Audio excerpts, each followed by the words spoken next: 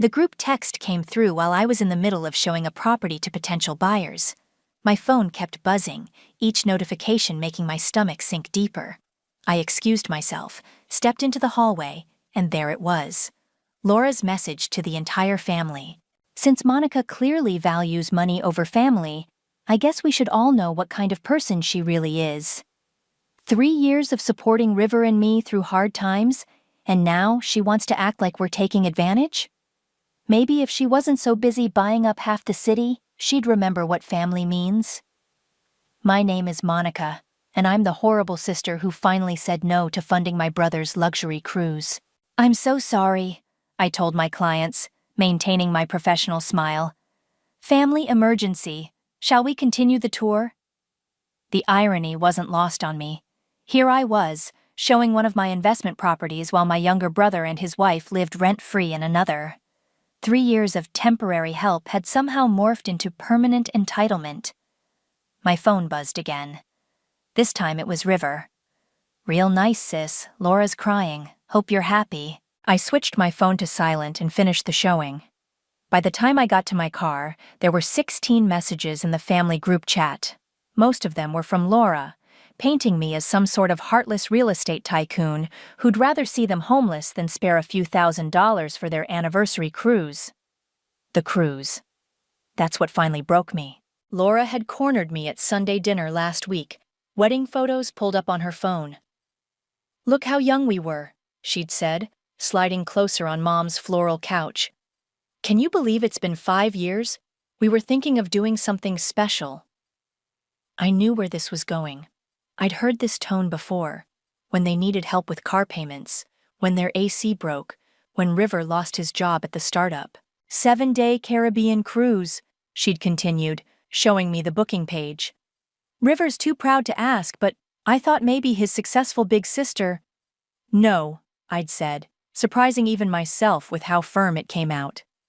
Laura's face had shifted instantly. Excuse me? I said, no, Laura, I can't keep doing this. Can't, or won't. She'd stood up, voice rising. You own 6 properties, Monica. 6, and you can't help your own brother celebrate his anniversary? That's when River had walked in. What's going on? Your sister, Laura had spat, thinks we're not worth helping anymore. Now, sitting in my car, I watched the family chat explode. Mom sent crying emojis. Dad asked everyone to calm down.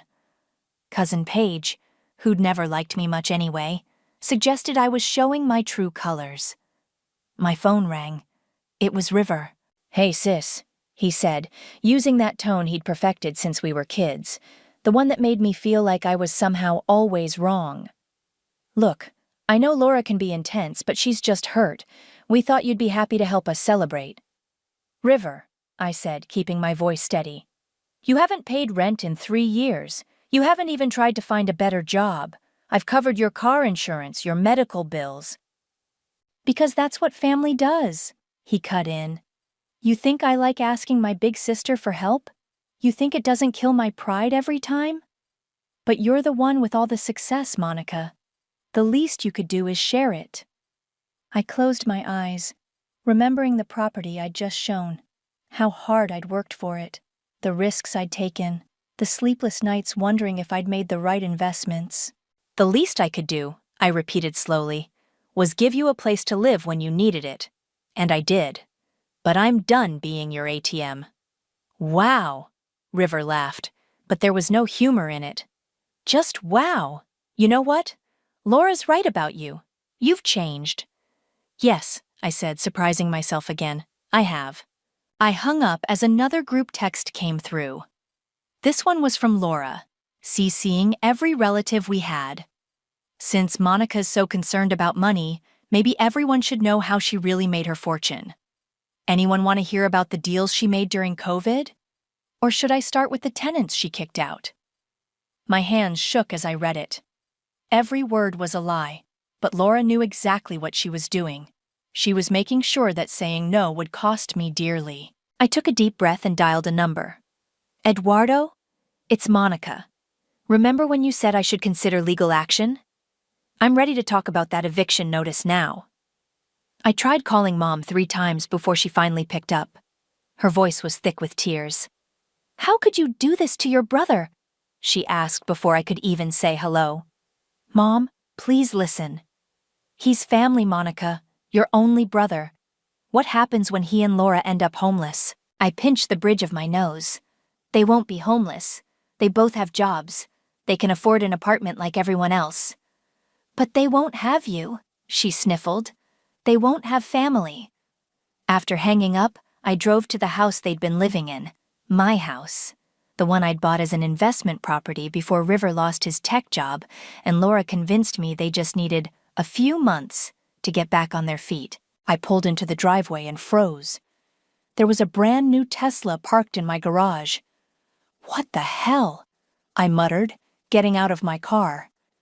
The garage door was open, and inside, where I used to store maintenance supplies, sat thousands of dollars worth of camping gear, high-end stuff, still with tags. A neighbor was watering her plants next door. "Oh, Monica," she called out. "I've been meaning to thank you for letting those nice Airbnb people use your garage last month. They were so quiet." My stomach dropped. "Airbnb people?" "Yes, the ones your brother and his wife host. Such a clever idea, renting out the garage space for travelers." I smiled tightly and went to knock on the front door. No answer, but through the window, I could see a massive new flat-screen TV mounted on the wall. Below it sat a gleaming PlayStation 5 and what looked like a premium sound system. My phone buzzed. "Eduardo." "I've started gathering the documentation," he said when I answered. "But Monica, we need to talk about something. Those social media posts Laura's making? They're not just venting, they're calculated defamation." "I'm standing outside the house right now," I said. "Did you know they've been running an illegal Airbnb out of my garage?" "What?" Eduardo's lawyer voice shifted to his friend voice. "Are you serious?" "Brand new Tesla in the driveway, too. Funny how they can afford that but not rent." "Take pictures," he said immediately, "of everything. And Monica, check your email. I found something you need to see." I opened my inbox while walking back to my car. Eduardo had forwarded me an email chain. One Laura had accidentally included him on months ago when she was mass forwarding something about a neighborhood yard sale. But buried in that chain was a conversation between her and River from 2 years ago. "It's working perfectly," Laura had written. "Every time Monica tries to bring up rent, I just mention how hard things are and how much the family needs to stick together. She caves instantly. Keep playing the struggling brother card. We can probably stay here for free indefinitely. She's too worried about looking like the bad guy to ever kick us out." My hands were shaking again, but not from anxiety this time. From rage. I called Eduardo back. "I want them out." "I know," he said gently. "But we need to do this right. They're going to play dirty, Monica. They already are. We need to document everything." "The garage is illegal subletting, yes, but don't confront them about it yet. Let them dig themselves deeper. Keep all their texts, emails, social media posts. And Monica, stop responding to the family messages. Every word you say right now will be twisted." My phone dinged with another group text, this time from Dad. "Family dinner tonight. Mandatory. We need to talk this through." "They're calling a family dinner," I told Eduardo. "Tonight." "Good," he said. "Go. Be calm. Let them talk. Record everything on your phone if you can. The more they say, the more ammunition they give us." After we hung up, I sat in my car staring at the house, my house, that had somehow become a symbol of everything wrong with my relationship with River. All these years, I thought I was helping him. Really, I was just enabling him and Laura to take advantage of me. Another text came through, this one privately from Laura. "Hope you're ready to apologize tonight. Your mom's heartbroken, you know. But I'm sure your precious properties are worth destroying your family over." I started my car, Laura's old email chain burning in my mind. They thought they had me cornered with guilt and family obligation. They thought I'd keep playing the good sister, the reliable ATM, the pushover. They had no idea what was coming. I pulled out my phone one last time. "Eduardo, before the dinner, can you draw up those eviction papers? I want to have them ready. Mom's pot roast filled the house with a familiar aroma as I walked in. Classic manipulation. She only made it on special occasions or when she wanted to soften someone up. Monica! Laura rushed to hug me, all smiles and warmth. I returned the embrace stiffly, remembering Eduardo's advice. Let them think they're in control. We're so glad you came, she gushed. We really need to work this out as a family. River lounged on the couch, barely looking up from his phone. Hey, sis. Mom bustled around, setting the table with her best china, another obvious ploy. Dad sat quietly in his recliner, watching everything but saying nothing as usual. Before we eat, Laura announced, I think we should clear the air. Monica, we know you're under a lot of stress with your properties. River told us you might be having some financial troubles. I caught River's quick smirk. So that was their play. Paint me as the one in crisis. Really? I kept my voice neutral. What kind of troubles, River? He shrugged. Just saying maybe there's a reason you're suddenly so worried about rent. If you're struggling, you could just tell us. Interesting. I pulled out my phone, opened my voice recorder app, and set it on the table. Mind telling me again how long you've been living in my house? Just so everyone's clear on the timeline. Laura's smile flickered. Why are you recording this? Documentation, I said sweetly, since we're clearing the air. River. 3 years, he muttered. But you said we could stay as long as we needed. And in those 3 years, how much rent have you paid? Mom interrupted. Monica, please, this isn't necessary. It is, Mom. River? None, he snapped. Because you said you wanted to help, because that's what family does. And the garage? I asked. How much have you made renting that out on Airbnb? The room went silent. Laura's face drained of color. I don't know what you're talking about, she said quickly. The neighbors do. They were very chatty about your little side business, in my property, without my knowledge or permission. Dad sat forward in his chair, frowning. You've been renting out the garage? It's not like that, River started, but Laura cut him off. We needed the money for our anniversary cruise, since Monica was being so selfish. The cruise you already booked? I asked. The one you were so sure I'd pay for? Laura's face shifted from panic to triumph. Actually, we knew you'd come around. That's why we went ahead and booked it. You always do the right thing in the end, Monica. Always have, River added. Ever since we were kids. I let their confidence hang in the air for a moment, thinking about the eviction papers in my car, about the email chain proving their manipulation, about the Tesla in my garage. You're right, I said finally. I do always do the right thing. Laura beamed. See? I knew you'd understand. Which is why, I continued, I've decided to sell the house. The silence that followed was deafening. You... what? River sat up straight. Selling it. Already have interested buyers. You can't. Laura's voice rose. We live there. Without a lease, without paying rent, while illegally subletting my property. Monica, Mom pleaded, think about what you're doing to your family. I have thought about it, Mom. For 3 years I've thought about it. And you know what? Family doesn't exploit family. Family doesn't manipulate and lie and steal. We never stole anything, River shouted. The Airbnb money says otherwise. I stood up, grabbing my phone. I'm sorry, Mom, but I'll skip dinner. I've lost my appetite.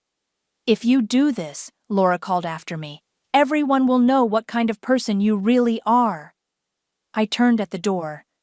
They already do, Laura. That's why you're panicking. As I walked to my car, I heard running footsteps behind me. It was Dad. Monica, he said quietly. Is it true? About the garage, the Tesla? I nodded. He looked back at the house, then at me. Do what you need to do. Just do it legally. Already on it, I said, pulling the eviction papers from my car. Eduardo's serving these tomorrow. Dad nodded slowly. Good girl. I drove home smiling, replaying the recording of River admitting to 3 years of non-payment. Eduardo would be pleased. My phone buzzed with a text from Laura. Hope you're ready for war. I thought about the documents Eduardo had prepared, about the evidence we'd gathered, about 3 years of calculated manipulation finally exposed. Oh, Laura, I muttered. I've been ready for months. Eduardo served the eviction papers at 9 a.m. sharp. I watched through my office security cameras as he walked up to my property, their borrowed home, looking every bit the professional lawyer in his crisp suit. My phone rang almost immediately after he left. Are you fucking kidding me? River's voice cracked. A formal eviction? Through a lawyer? You have 30 days, I said calmly. It's all standard procedure. Standard procedure? I'm your brother, who's been illegally subletting my property. We needed the money, he was shouting now. You have 6 properties, Monica. 6! You're really going to make us homeless over a few $1,000s? You make $60,000 a year, River. Laura makes $55,000. You can afford an apartment. Is that what this is about? You want to punish us for the Airbnb thing? Laura's voice cut in. They had me on speaker. We'll tell everyone, Monica. Every dirty deal you've ever made. Every tenant you've screwed over. You mean the lies you've been spreading? I interrupted. Go ahead. I have documentation for every legal transaction I've ever made. Do you have documentation for your illegal subletting business? Silence. 30 days, I repeated. And Laura? The garage needs to be cleared of all Airbnb supplies by tomorrow, or I'm reporting the unauthorized business to the city. You bitch, Laura started, but I hung up. My phone immediately lit up with message notifications. Laura had already started her campaign. Urgent family message. Monica is officially evicting River and Laura after everything they've been through. Please call her and talk sense into her. I muted the group chat and opened my email. Eduardo had sent an update. Papers served. Documented their reaction on video as requested. Also, you should know they've been advertising the garage on multiple rental sites. I've archived everything. A private message popped up from my younger cousin Livia. Hey, I know everyone's taking River's side, but I'm with you. I've seen how they talk about you when you're not around. What do you mean? I typed back. Check your DMs, I'm sending screenshots. The screenshots loaded. A private family group chat I wasn't part of. Laura had created it months ago, titled Monica's True Colors. The messages made my blood boil. Laura. She's probably laundering money through those properties. River. Trust me, she's one audit away from losing everything. Laura. That's why we need to stay in the house. When she goes down, at least we'll have squatters' rights. More messages poured in, each one worse than the last. They'd been poisoning the family against me for months, maybe years. My phone rang again. Mom. They have nowhere to go, she cried without preamble. They have money, Mom. They have jobs. They bought a Tesla. A what? A Tesla. Brand new. Parked in my garage right now, along with thousands in camping equipment they bought with Airbnb money from illegally renting my property. Mom went quiet. What Airbnb money? Ask River about his side business. Ask him where he got the money for the cruise they booked. Ask him about the new TV, the PlayStation, all the things they've bought while living rent-free. But he said they were struggling. They lied, Mom, about everything. And I have proof. After we hung up, another message came from Livia. There's more. Laura's been telling everyone you're being investigated for fraud. But I work at the bank, Monica. I know that's not true. Send me everything, I wrote back. Every screenshot, every lie. Already done. And Monica, Laura's deleting messages like crazy now. She knows she messed up. My security camera pinged. River was at the house, ripping down the eviction notice. I called Eduardo. They're destroying legal documents, I said, and I have proof of deliberate defamation. Perfect, he replied. The more they fight, the stronger our case gets. By the way, I'm filing reports about the unauthorized rental business tomorrow. They're not just going to owe you back rent, they're going to owe the city fines. My phone buzzed with a text from River. You just love watching people squirm, don't you? Getting off on your power trip? I started to respond, but another message from Livia stopped me. OMG, you need to see this. Laura accidentally posted bank statements in the group trying to prove you're broke, but they show all the Airbnb deposits instead. I smiled, watching through the camera as River stormed around the front yard, ranting into his phone. No, River, I muttered. I don't love watching people squirm. I just love watching justice unfold. The screenshots from Livia kept coming. Each one was like a piece of ammunition, and I used them strategically. No arguments, no explanations. I simply started forwarding evidence to family members who had doubted me. To Uncle Rick, who'd called me heartless. The message where Laura bragged about manipulating me like an ATM. To Aunt Sarah, who'd accused me of abandoning family. Screenshots of River joking about squatters' rights and waiting for my inevitable bankruptcy. To Cousin Paige, who'd been Laura's biggest defender, the accidental bank statement showing thousands in undeclared Airbnb income. My phone rang. Mom. I don't know what to say, she whispered. Livia showed me everything. You don't have to say anything. But I do. Her voice cracked. I believed them. I let them make you the villain. My own daughter. Mom. No, let me finish. River. He told us you were having financial problems, that you were taking your stress out on them. Laura said you were being investigated for fraud. We believed them because they were so convincing. I heard Dad in the background. Tell her about the Tesla. Your father went to the house, Mom continued. He saw everything. The new TV, the car, all of it. How long have they been lying to us? Check the date on Laura's private group chat, I said quietly. The one called Monica's True Colors. A pause, then, 2 years? They've been plotting this for 2 years? My other line beeped. Eduardo. Mom, I have to take this. We'll talk later. Eduardo didn't waste time. The city inspector just left their property. Your brother and Laura are in serious trouble.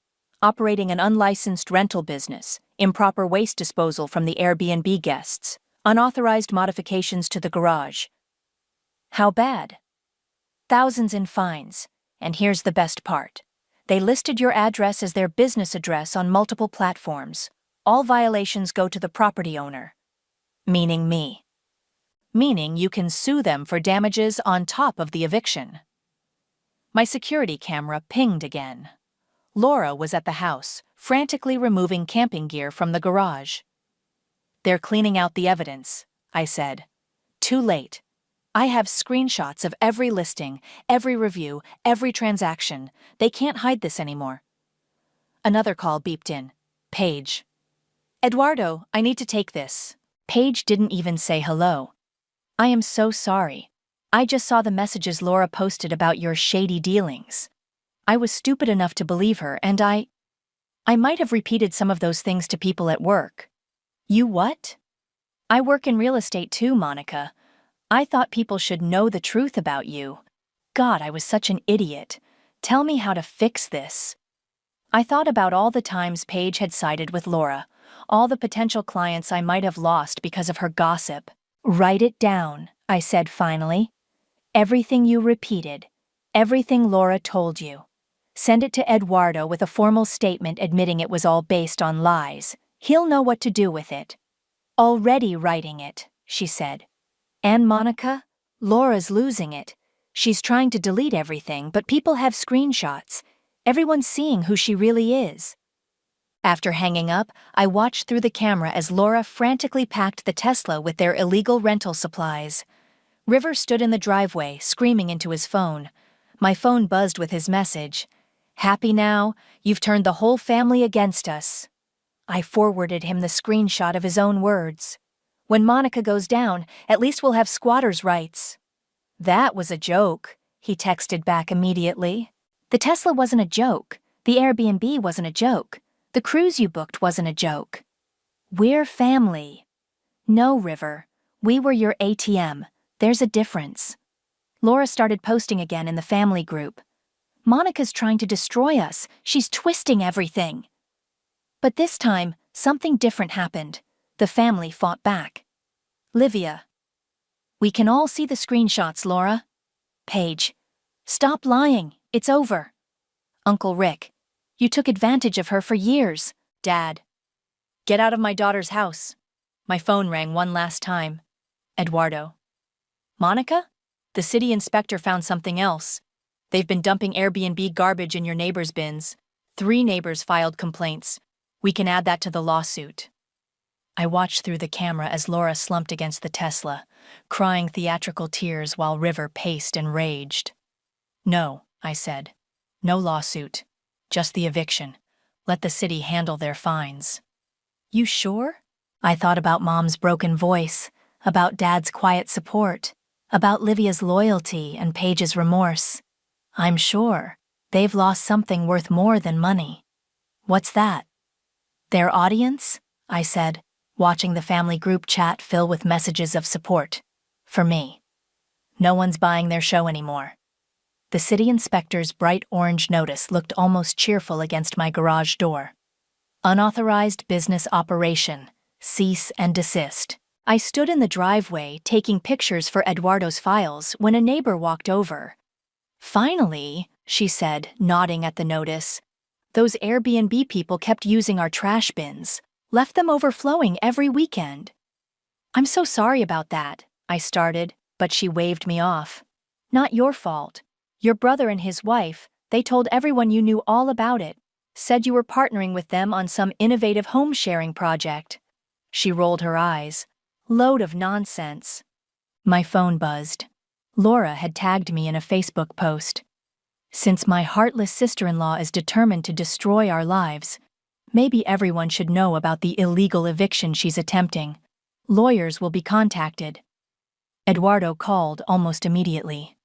She's digging herself deeper, he said. Every public accusation she makes is documented defamation, and there's nothing illegal about the eviction. We've followed every protocol. Did you see the latest? About the lawyers? Yes, let her try.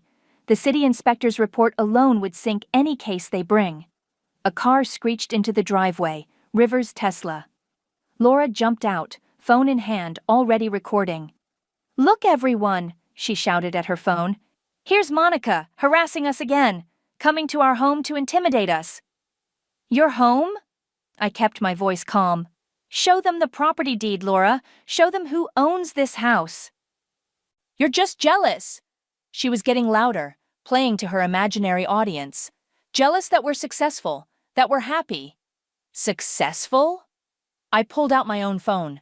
Let's talk about success. Let's talk about the city fines you're facing, the unauthorized business, the illegal waste disposal. River stepped between us. Stop recording, Laura. No, everyone needs to see. I said stop. He grabbed her phone, ending the live stream. This isn't helping. My phone buzzed again. Paige had posted in the family group. For anyone still believing Laura's lies, I just spoke with the city inspector. They found evidence of an illegal rental business dating back months. River and Laura have been profiting off Monica's property while living there rent-free. Disgusting. Laura's face crumpled as she read the message. You turned Paige against us too? You did that yourself, I said. Every lie, every manipulation, it's all coming out now. We'll sue you, River threatened, for everything. With what evidence? Eduardo's voice made them jump. He'd pulled up quietly during our confrontation. The illegal subletting? The documented defamation? The city violations? Please, sue us. Make this easier. Laura started crying. Real tears this time, not the theatrical ones she'd perfected for family gatherings. You're ruining everything, she sobbed. No, I said. I'm just not letting you ruin me anymore. My phone kept buzzing. The family group chat was exploding. Mom. Just saw Laura's Facebook post. Shameful. Dad. Enough is enough. Stop attacking your sister. Livia, I have more screenshots if anyone needs proof of their lies. Uncle Rick, can't believe we fell for their act for so long. 25 days, Eduardo said calmly, checking his watch. That's how long you have to vacate the property. I suggest you spend less time on social media and more time packing. River's face had gone red. This isn't over. Actually, Eduardo smiled. It is. The city inspector is returning tomorrow for a follow-up. I'd clear out that garage tonight if I were you. We watched them retreat into the house, Laura's sobs still audible. The neighbor who'd talked to me earlier gave a low whistle. Quite a show, she said. Want to know something funny? That Tesla they're so proud of? They've been parking it in different spots around the neighborhood trying to hide it from you when you visit. I laughed despite everything. Really? Oh yes, very sneaky about it too, always bragging about their investment strategy while doing it. Eduardo touched my arm. We should go. Let them process this. As we walked to our cars, another message lit up my phone. This one was from Dad. Your mother and I just watched Laura's latest video, the one where she's screaming about harassment. It's gone viral in the family chat, but not how she intended. Everyone sees the truth now. We're so sorry we didn't see it sooner. I looked back at the house, my house, with its bright orange notice and Tesla in the driveway. Through the window, I could see Laura pacing, phone still in hand, probably plotting her next move. But it didn't matter anymore. Her audience was gone, her lies exposed, her power over the family narrative finally broken. Ready to go? Eduardo asked. I nodded, already imagining the for sale sign that would soon stand in this very spot. More than ready. The family intervention was set for 7 p.m. at my parents' house. I arrived 15 minutes early, Eduardo waiting in his car around the corner, just in case. Mom opened the door before I could knock. They're all here, she whispered. River, Laura, your aunts, uncles, everyone. I walked into a room full of familiar faces, some sympathetic, others still hostile. Laura sat in the center of the couch, eyes red and puffy, clutching a manila folder like a shield. River stood behind her, arms crossed. Before anyone starts, I said, setting my laptop on the coffee table, I'm recording this meeting. Of course you are, Laura sniffled. Always plotting. Speaking of plotting, I opened my laptop. Shall we discuss your private family chat? The one where you spent 2 years spreading lies about me? Those messages were taken out of context. Laura clutched her folder tighter. We have proof that Monica's been running legitimate businesses? I pulled up the first document. Here's my property deed, my business licenses, my tax records, every transaction, every tenant agreement, except yours, since you never signed one. We had a verbal agreement. River stepped forward. You said we could stay. Temporarily, I corrected. 3 years ago. Want to explain the Tesla, the Airbnb business, the cruise you booked with money from illegally renting my property? Aunt Sarah cleared her throat. Laura told us you approved the rental business. Did she? Interesting. I pulled up the city inspector's report. Because the city seems to think differently. Want to see the fines they're facing? Laura jumped up, waving her folder. Everyone needs to see this. Proof of Monica's shady dealings. You mean the fake documents you've been spreading? Livia stepped out from the corner. I work at the bank, Laura. I've seen the real records. Everything you're holding is fabricated. Laura's face went white. You don't know that. Actually, I said. We do. Eduardo traced the edited PDFs back to your computer. Want to discuss forgery charges? Enough. Dad's voice cut through the tension. Laura, River, show us your proof or stop making accusations. Laura's hand shook as she opened her folder. Papers spilled onto the floor. Printouts of edited bank statements, manufactured email chains, crude attempts at forged documents. These aren't, she started, but stopped as Mom picked up one of the papers. This is dated last week, Mom said quietly. But it's supposed to be from 3 years ago. The bank's logo changed 2 years ago. This is the new one. The room went silent. "Would anyone like to see the real documents?" I asked, turning my laptop around. "The ones showing 3 years of unpaid rent, the illegal subletting income, the defamatory social media posts?" "We trusted you," Aunt Sarah said to Laura. "We believed everything you said about Monica." "Because she deserved it," Laura burst out. "Little Miss Perfect with her properties and her success, looking down on us, making us feel small." "By giving you a free place to live?" Livia interrupted. "By paying your medical bills? That's how she made you feel small?" River put his hands on Laura's shoulders. "We can explain everything." "Please do," I said, hitting play on my phone. Laura's voice filled the room. "We can probably stay here for free indefinitely. She's too worried about looking like the bad guy to ever kick us out." Laura lunged for my phone. "That's private." "Like the private family chat you created to destroy my reputation?" "You know what?" River's face was red again. "We're done here. Laura, get your things. We're leaving." "Oh, one more thing," I said as they headed for the door. "I'm not just evicting you anymore. I'm selling the house." Laura spun around. "What?" "Already have buyers lined up, which means you don't have 30 days anymore. According to state law, since there's no lease agreement, you have less than 20 days to vacate." "You can't do this!" Laura screamed.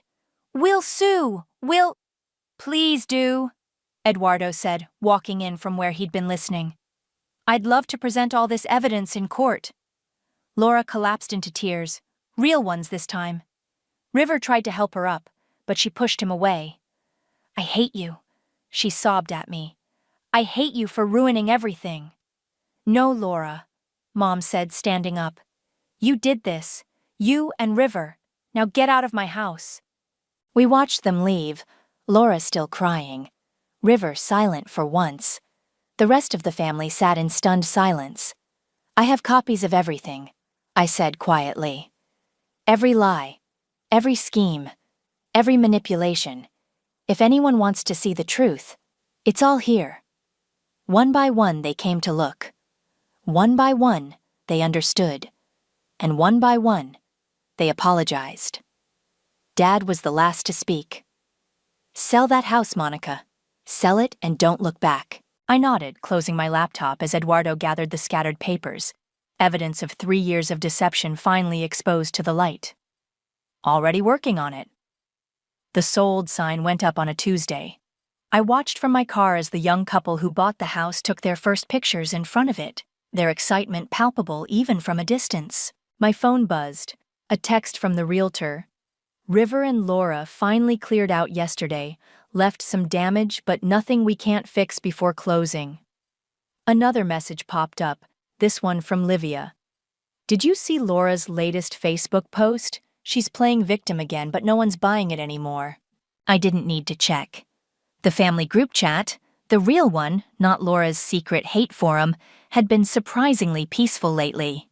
Even Aunt Sarah, who'd initially been Laura's strongest defender, had blocked her on social media. "Ms. Monica?"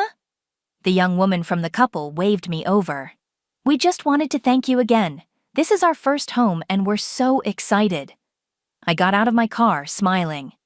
"Take good care of it." "We will. Though," she hesitated, "your brother's wife left some interesting reviews about the property online. Let me guess. Claims of fraud, illegal eviction, secret business schemes?" The woman's husband laughed.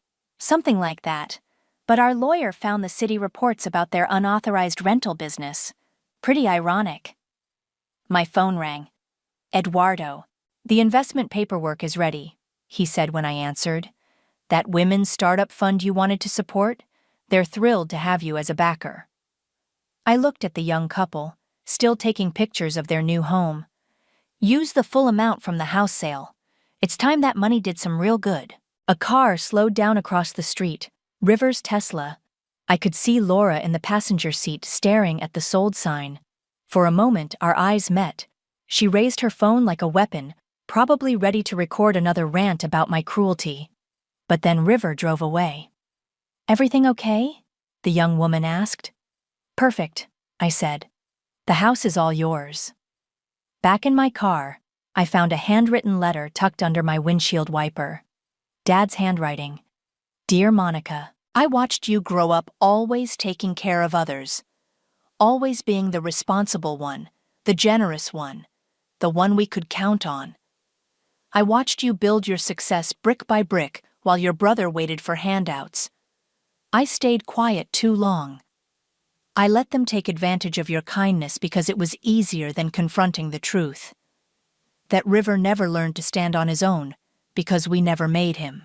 You did what your mother and I couldn't. You stood up, you demanded respect, you showed us all what real strength looks like. I've never been more proud. Love, Dad. My phone buzzed again, a message from Mom. Coming over for dinner? Made your favorite pasta. On my way, I typed back. Another notification popped up. River had sent a private message. Laura's pregnant. We're going to need help with the baby expenses. I know things got heated, but you're still my sister. Family helps family. I stared at the message, remembering Laura's tears, the fake documents, the years of manipulation. Then I blocked his number. The young couple waved as I drove away from my old property. In my rearview mirror, I could see them planning their future, pointing at windows, probably discussing paint colors and furniture placement. My phone lit up with one final message, Livia. Guess what? I just stood up to my toxic roommate, told her she has to move out. You inspired me to stop being a doormat. I smiled, thinking about the Women's Startup Fund, about turning the money that had enabled River's dependency into something empowering instead. The family group chat dinged. Mom. Dinner at my house. Monica's coming. Everyone welcome. Except you know who. Aunt Sarah. Save me some pasta. Livia. Be there in 20. Paige. Monica, we need to celebrate the house sale. I typed back. On my way. And yes, let's celebrate. Because that's what this was, a celebration. Not of selling a house or exposing lies or even delivering justice, but of finally understanding that love without boundaries isn't love at all. That family means respect, not exploitation. That sometimes the kindest thing you can do is say no. I pulled into Mom's driveway, the smell of garlic bread wafting from the kitchen. Through the window, I could see Dad setting the table, Livia helping Mom with the salad, Aunt Sarah opening wine. My real family. The ones who learned, who grew, who understood. I walked inside to their warm greetings, leaving the weight of River's message, Laura's drama, and 3 years of manipulation behind me. Sometimes blood isn't thicker than water. Sometimes it's about who chooses to swim with you, not who tries to drag you down. And sometimes the happy ending isn't about revenge at all. It's about freedom.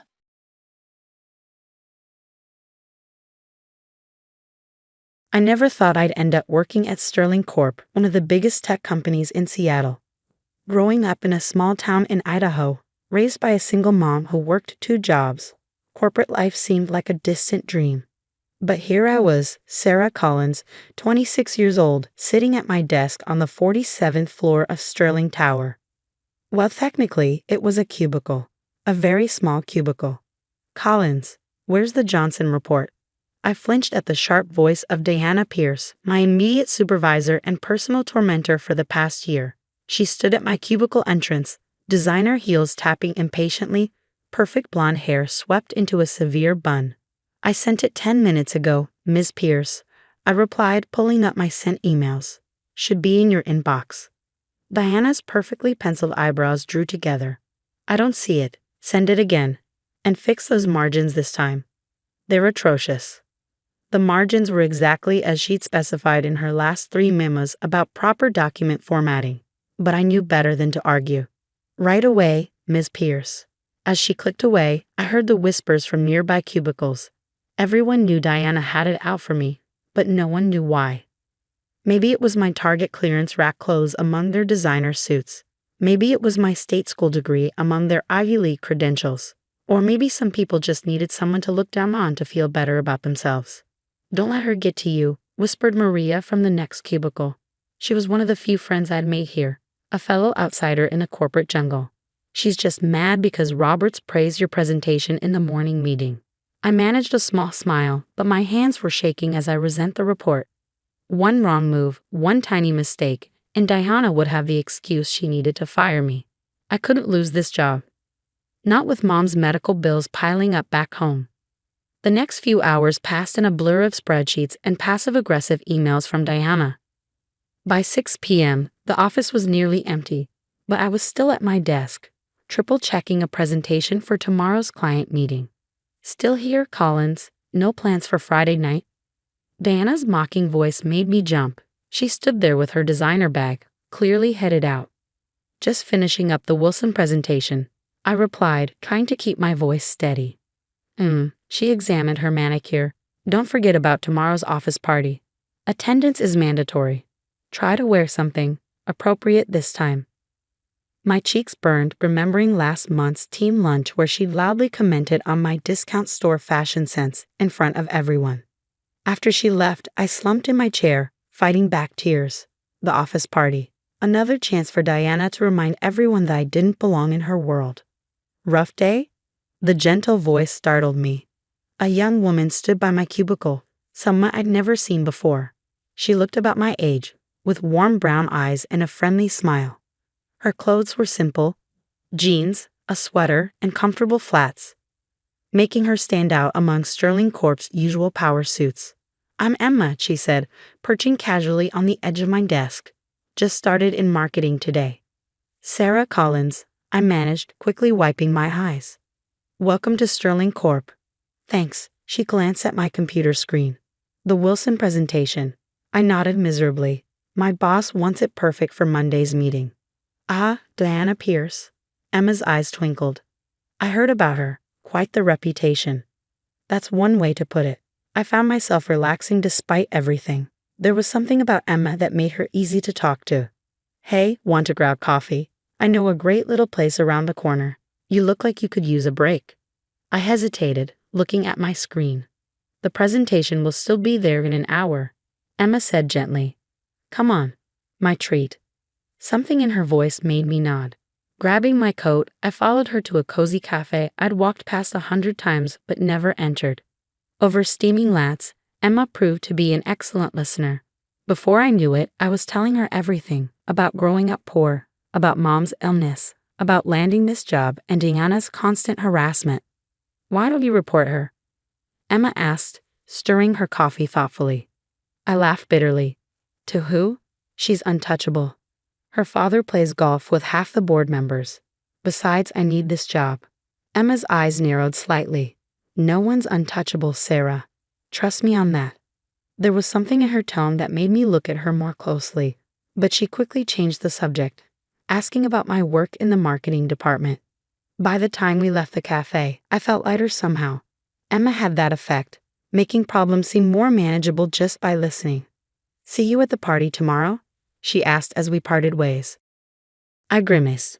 Unfortunately, have to find something appropriate to wear first. Emma's smile turned mysterious. Don't worry about that. Just be yourself. Sometimes things have a way of working out. I should have known then that Emma wasn't just another new employee. Should have noticed how the security guard straightened up when she passed, how she navigated the building with the confidence of someone who'd known it for years. But I didn't. I was too preoccupied with surviving another day in Diana's world. The next evening, I stood in front of my apartment mirror, trying to make my only nice dress look more expensive than it was. The office party was being held at the Vista, one of Seattle's most exclusive rooftop restaurants. Another chance for Diana to remind me I didn't belong. My phone buzzed with a text from Emma. Don't be nervous. Tonight's going to be interesting. I didn't know then just how right she was. Didn't know that in a few hours everything would change. That Diana Pierce was about to learn a very expensive lesson about judging people. The Vista's rooftop restaurant took my breath away. Floor-to-ceiling windows offered stunning views of Seattle's skyline. Crystal chandeliers sparkled overhead, and champagne flowed freely among the well-dressed crowd. I felt painfully out of place in my simple black dress from last year's clearance rack. Well, Diana's voice dripped with disdain. You actually showed up, Collins, and in the same dress you wore to last year's holiday party. How economical of you. She stood with a group of senior managers, all of them smirking at her comment. Her own dress probably cost more than 3 months of my salary. Thank you for noticing, Ms. Pierce. I managed, gripping my water glass tightly. I couldn't afford to lose my temper. Not here, not now. You know, Diana continued loudly, clearly enjoying her audience. Some people just don't understand corporate culture. They think they can walk in from their little small-town lives and fit in at a company like Sterling Corp. She looked me up and down meaningfully. But class and sophistication can't be bought at Target, can they? Laughter rippled through her group. My face burned with humiliation. I should go check on the Wilson presentation, I mumbled, turning to leave. Oh yes, run back to your little cubicle, Diana called after me. That's where poor people like you belong. Not here among actual professionals. I was nearly at the elevator when a familiar voice stopped me. Leaving so soon? Emma stood there, but not in the casual clothes I'd seen her in yesterday. Tonight she wore a stunning red designer dress that made my simple black one look like a dish rag. Yet somehow, her warm smile was exactly the same. I don't belong here, I whispered, fighting back tears. Actually, Emma's eyes sparkled with mischief. You belong here more than most. Come with me. Before I could protest, she linked her arm through mine and led me back into the party. Diana was still holding court near the windows, regaling her audience with what I assumed were more jokes at my expense. Miss Pierce, Emma called out clearly. The room suddenly went quiet. Diana turned, her practiced smile freezing when she saw Emma. I'm sorry, you are? Emma Sterling, my new friend replied calmly. Though you probably know me better as Robert Sterling's daughter. You know, your CEO. The champagne glass in Diana's hand slipped and shattered on the floor. Nobody moved to clean it up. They were all too busy staring at Emma in shock. I was staring too. Emma Sterling, the Emma Sterling. Heir to Sterling Corp and notorious for working incognito in different departments to learn the business from the ground up. Miss Sterling. Diana's face had gone from smug to sickly pale in seconds. I had no idea you were. We weren't expecting. Clearly, Emma's voice was arctic. I spent the past month observing various departments, Ms. Pierce. Getting to know our employees. Their strengths. Their challenges. Her eyes hardened. Their bullies. The silence in the room was deafening. I've seen how you treat people you consider beneath you. Emma continued. Particularly Sarah Collins, one of our most promising young marketing analysts. Did you know her campaign proposals have increased our social media engagement by 47% this quarter? Or were you too busy criticizing her clothes to notice her work? Diana's mouth opened and closed like a fish out of water. I was just maintaining professional standards. Professional standards? Emma's laugh was sharp. Let's talk about professional standards, Miss Pierce.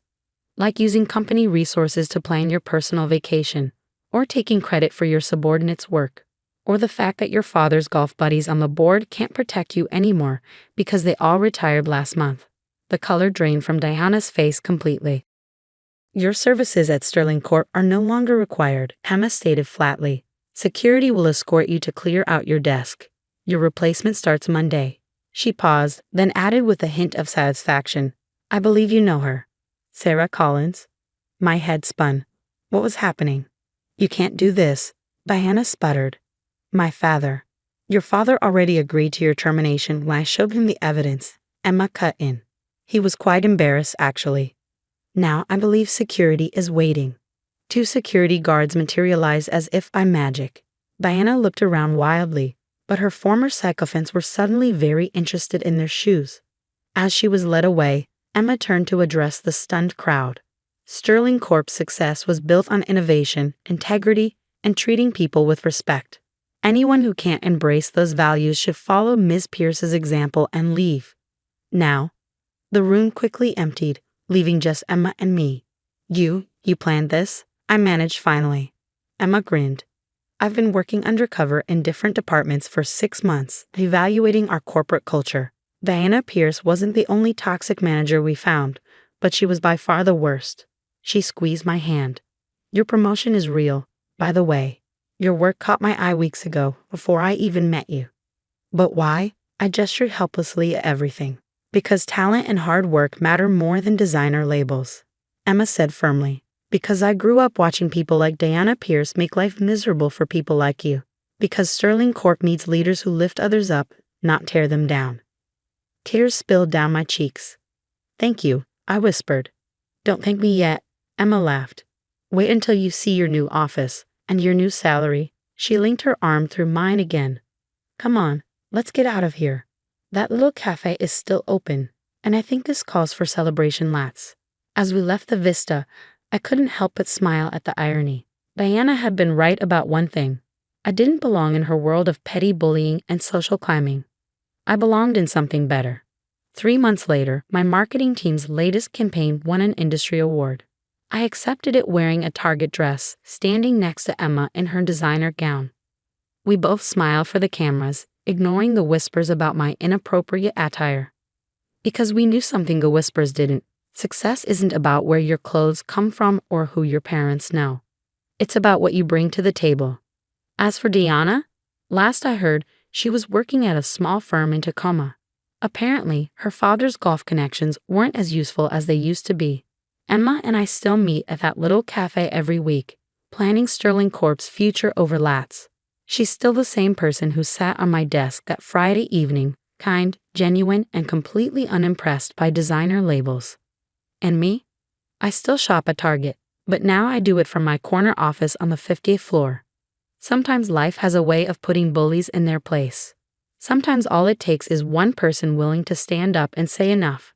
And sometimes, just sometimes, the person you think is just a friendly new colleague turns out to be exactly who you needed in your corner all along.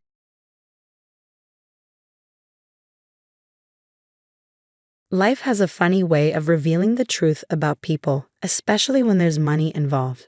I never thought my own sister would try to legally declare me dead, but I guess $12 million can make people do crazy things. I'm Emma Chen, 29 years old, and until 6 months ago, I thought I knew everything about my life. I was raised by my mom, Lisa Chen, after my father supposedly abandoned us before I was born. My half-sister, Rachel, came along when Mom remarried Jack Wilson when I was 4. We grew up in a modest home in Boston, and while we weren't poor, Mom always emphasized the importance of education and hard work. What none of us knew was that my biological father, David Thompson, had been searching for us for years. Mom had disappeared while pregnant with me, thinking she was protecting us from what she believed was his controlling family. The truth, as I would later learn, was far more complicated. But let me start with the day everything changed. I'd spent the last 5 years building my photography career, traveling to remote corners of the world capturing images for National Geographic and other major publications.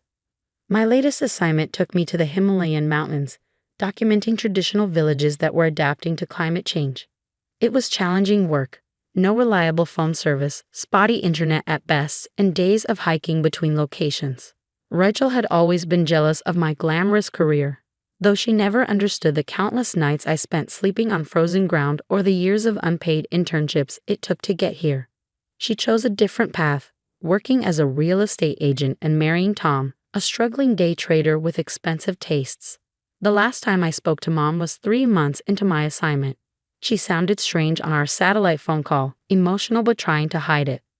Emma, honey, she said, her voice crackling through the poor connection. There's something important I need to tell you when you get back. Something about your father. Mom, you're breaking up. I replied, struggling to hear her through the static. Is everything okay? Yes, just come home soon. I love you.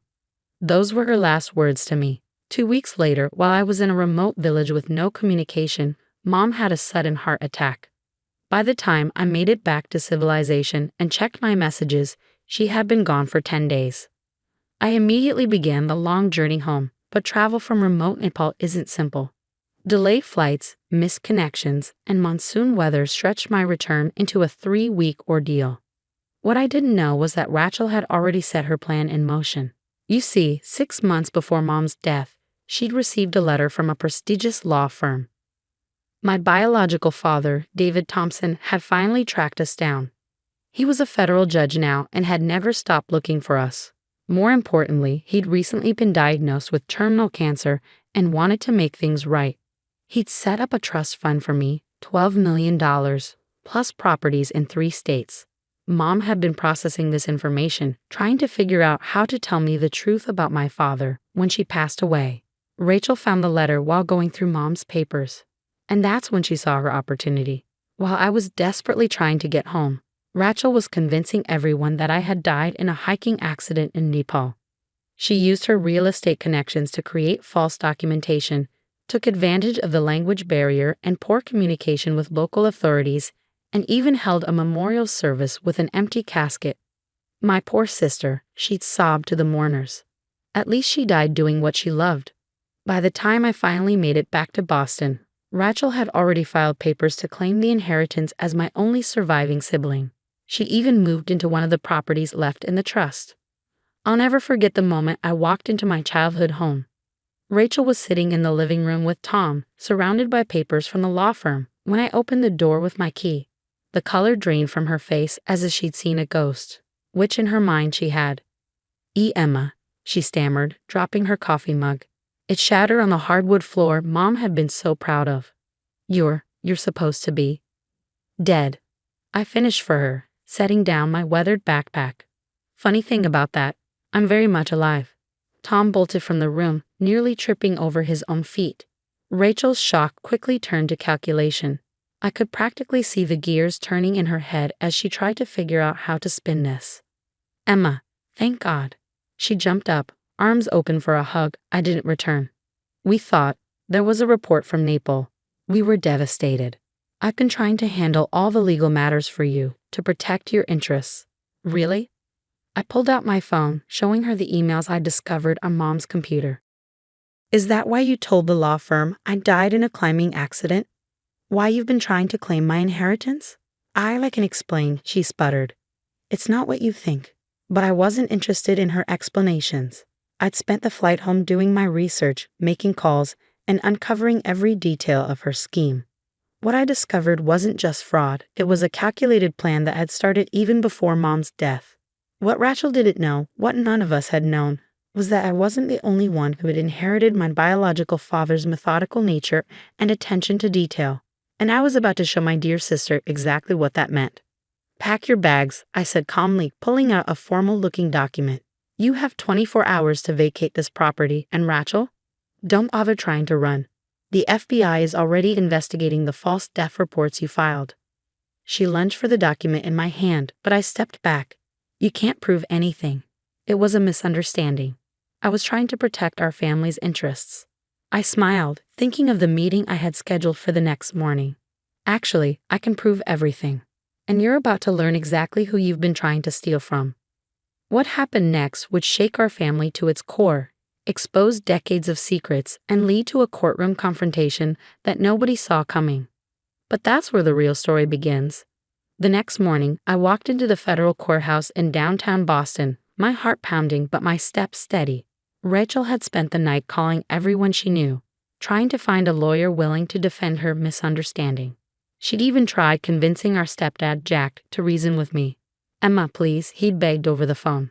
Rachel made a mistake, but she's still your sister. No, Jack, I'd replied firmly. A mistake is accidentally damaging someone's car. She tried to legally declare me dead. What Rachel didn't know was that I'd already been in contact with Judge David Thompson's office. When I couldn't reach Mom during my trip, I finally opened that email I'd been avoiding. The one from the law firm explaining my father's search for me. After confirming Mom's death, I'd reached out to them. The security guard at the courthouse entrance did a double take when he checked my ID. Miss Chen, or should I say Miss Thompson, he said with a knowing smile. You look just like your father. I was directed to a private chamber where a tall, distinguished-looking man in his early 60s stood looking out the window. He turned as I entered, and I felt my breath catch. It was like looking at an older, male version of myself. We had the same sharp green eyes, the same way of tilting our heads when studying something. Emma, he breathed, taking a step forward but stopping himself. I've waited so long. Tears filled my eyes. Why didn't you find us sooner? I tried. God, I tried. He sank into a leather chair, gesturing for me to sit. Your mother. Lisa was trying to protect you, my family back then. My father, he was a controlling man. Lisa thought he tried to take you away from her, raise you as the proper Thompson here. She didn't know he was dying, that things were about to change. For the next hour, he filled in the gaps of my history. How he'd hired private investigators, how he'd finally reformed his family's old money attitudes as he rose through the legal ranks, how finding that first photo of me in National Geographic had given him hope. When I got sick, he continued, I knew I had to move faster. The inheritance was never about the money. It was about giving you the security I should have provided all along. A knock at the door interrupted us. Judge Thompson. They're ready. He squeezed my hand. Ready to face your sister. I nodded. More than ready. The courtroom was packed. News of a federal judge's long-lost daughter and attempted inheritance fraud had spread quickly. Rachel sat at the defendant's table, wearing her most modest black dress, clearly going for a grieving sister image. Her expensive lawyer whispered urgently in her ear. Then my father took the bench and everything changed. Rachel's face went from practiced sorrow to shock as she looked between Judge Thompson and me, finally seeing the obvious resemblance. Her lawyer's whispers became more frantic.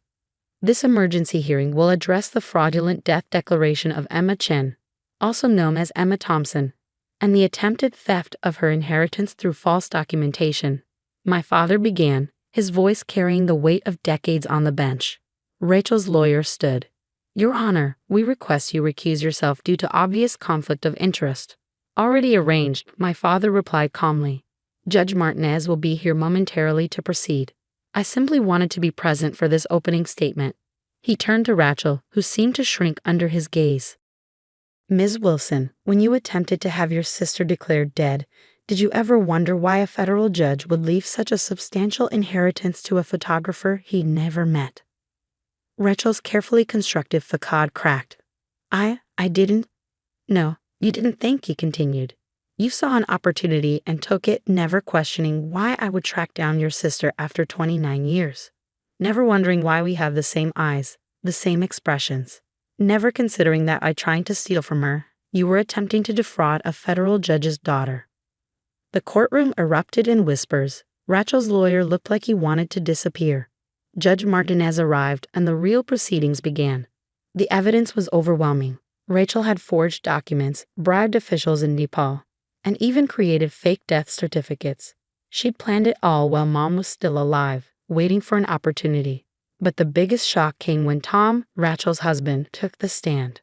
She started planning it months ago, he testified, avoiding Rachel's murderous glare. When she found out about Emma's real father being Judge Thompson, she became obsessed. Said it wasn't fair that Emma got everything just for being born to the right father. She even suggested we should adopt Emma's future share of Mom's estate since dead people can't inherit. I watched my sister crumble as her husband betrayed her, as her schemes were exposed one by one. The woman who'd once been my childhood playmate, who borrowed my clothes and shared my secrets, was revealed as a stranger. The judge's verdict was swift and severe. Rachel was facing criminal charges for fraud, forgery, and filing false reports. She'd have to repay all the money she'd spent from the properties she'd illegally occupied. Her real estate license was suspended pending further investigation. But it was our stepfather's words in the hallway afterward that truly ended things. Your mother, Jack said, tears in his eyes. She wanted to tell you about Judge Thompson for years. She was so proud of you, Emma. Rachel, she knew that. She knew and still chose to do this. I can't defend her anymore. Rachel was led away in handcuffs, sobbing not from remorse, but from being caught. As she passed me, she hissed, You think you're better than me now? With your fancy real father and millions? I looked at my sister, really looked at her, and felt only pity. I was never competing with you, Rachel. You were the only one keeping score. The aftermath changed everything. Judge Thompson, Dad, and I began the slow process of building a relationship. He retired from the bench to focus on his health and making up for lost time. The treatments were working better than expected, giving us precious months to connect. I kept my photography career but established a foundation in Mom's name, providing scholarships for young photographers from underprivileged backgrounds. One of Dad's properties became a gallery showcasing their work. Rachel was sentenced to 5 years in prison for her crimes. Tom filed for divorce and cooperated with authorities in exchange for leniency. Jack visits her sometimes, but our family will never be the same. Last week, I found an old photo album in Mom's things. There was a picture of Rachel and me as kids, grinning with ice cream-covered faces, genuinely happy in each other's company. I thought about showing it to her during visiting hours, but decided against it. Some things, once broken, can't be fixed. But other things, like my newfound relationship with my father, prove that it's never too late for a new beginning. Dad and I often sit in his study, sharing stories and making up for lost time. You know, he said recently, your mother was right to be worried about my family back then.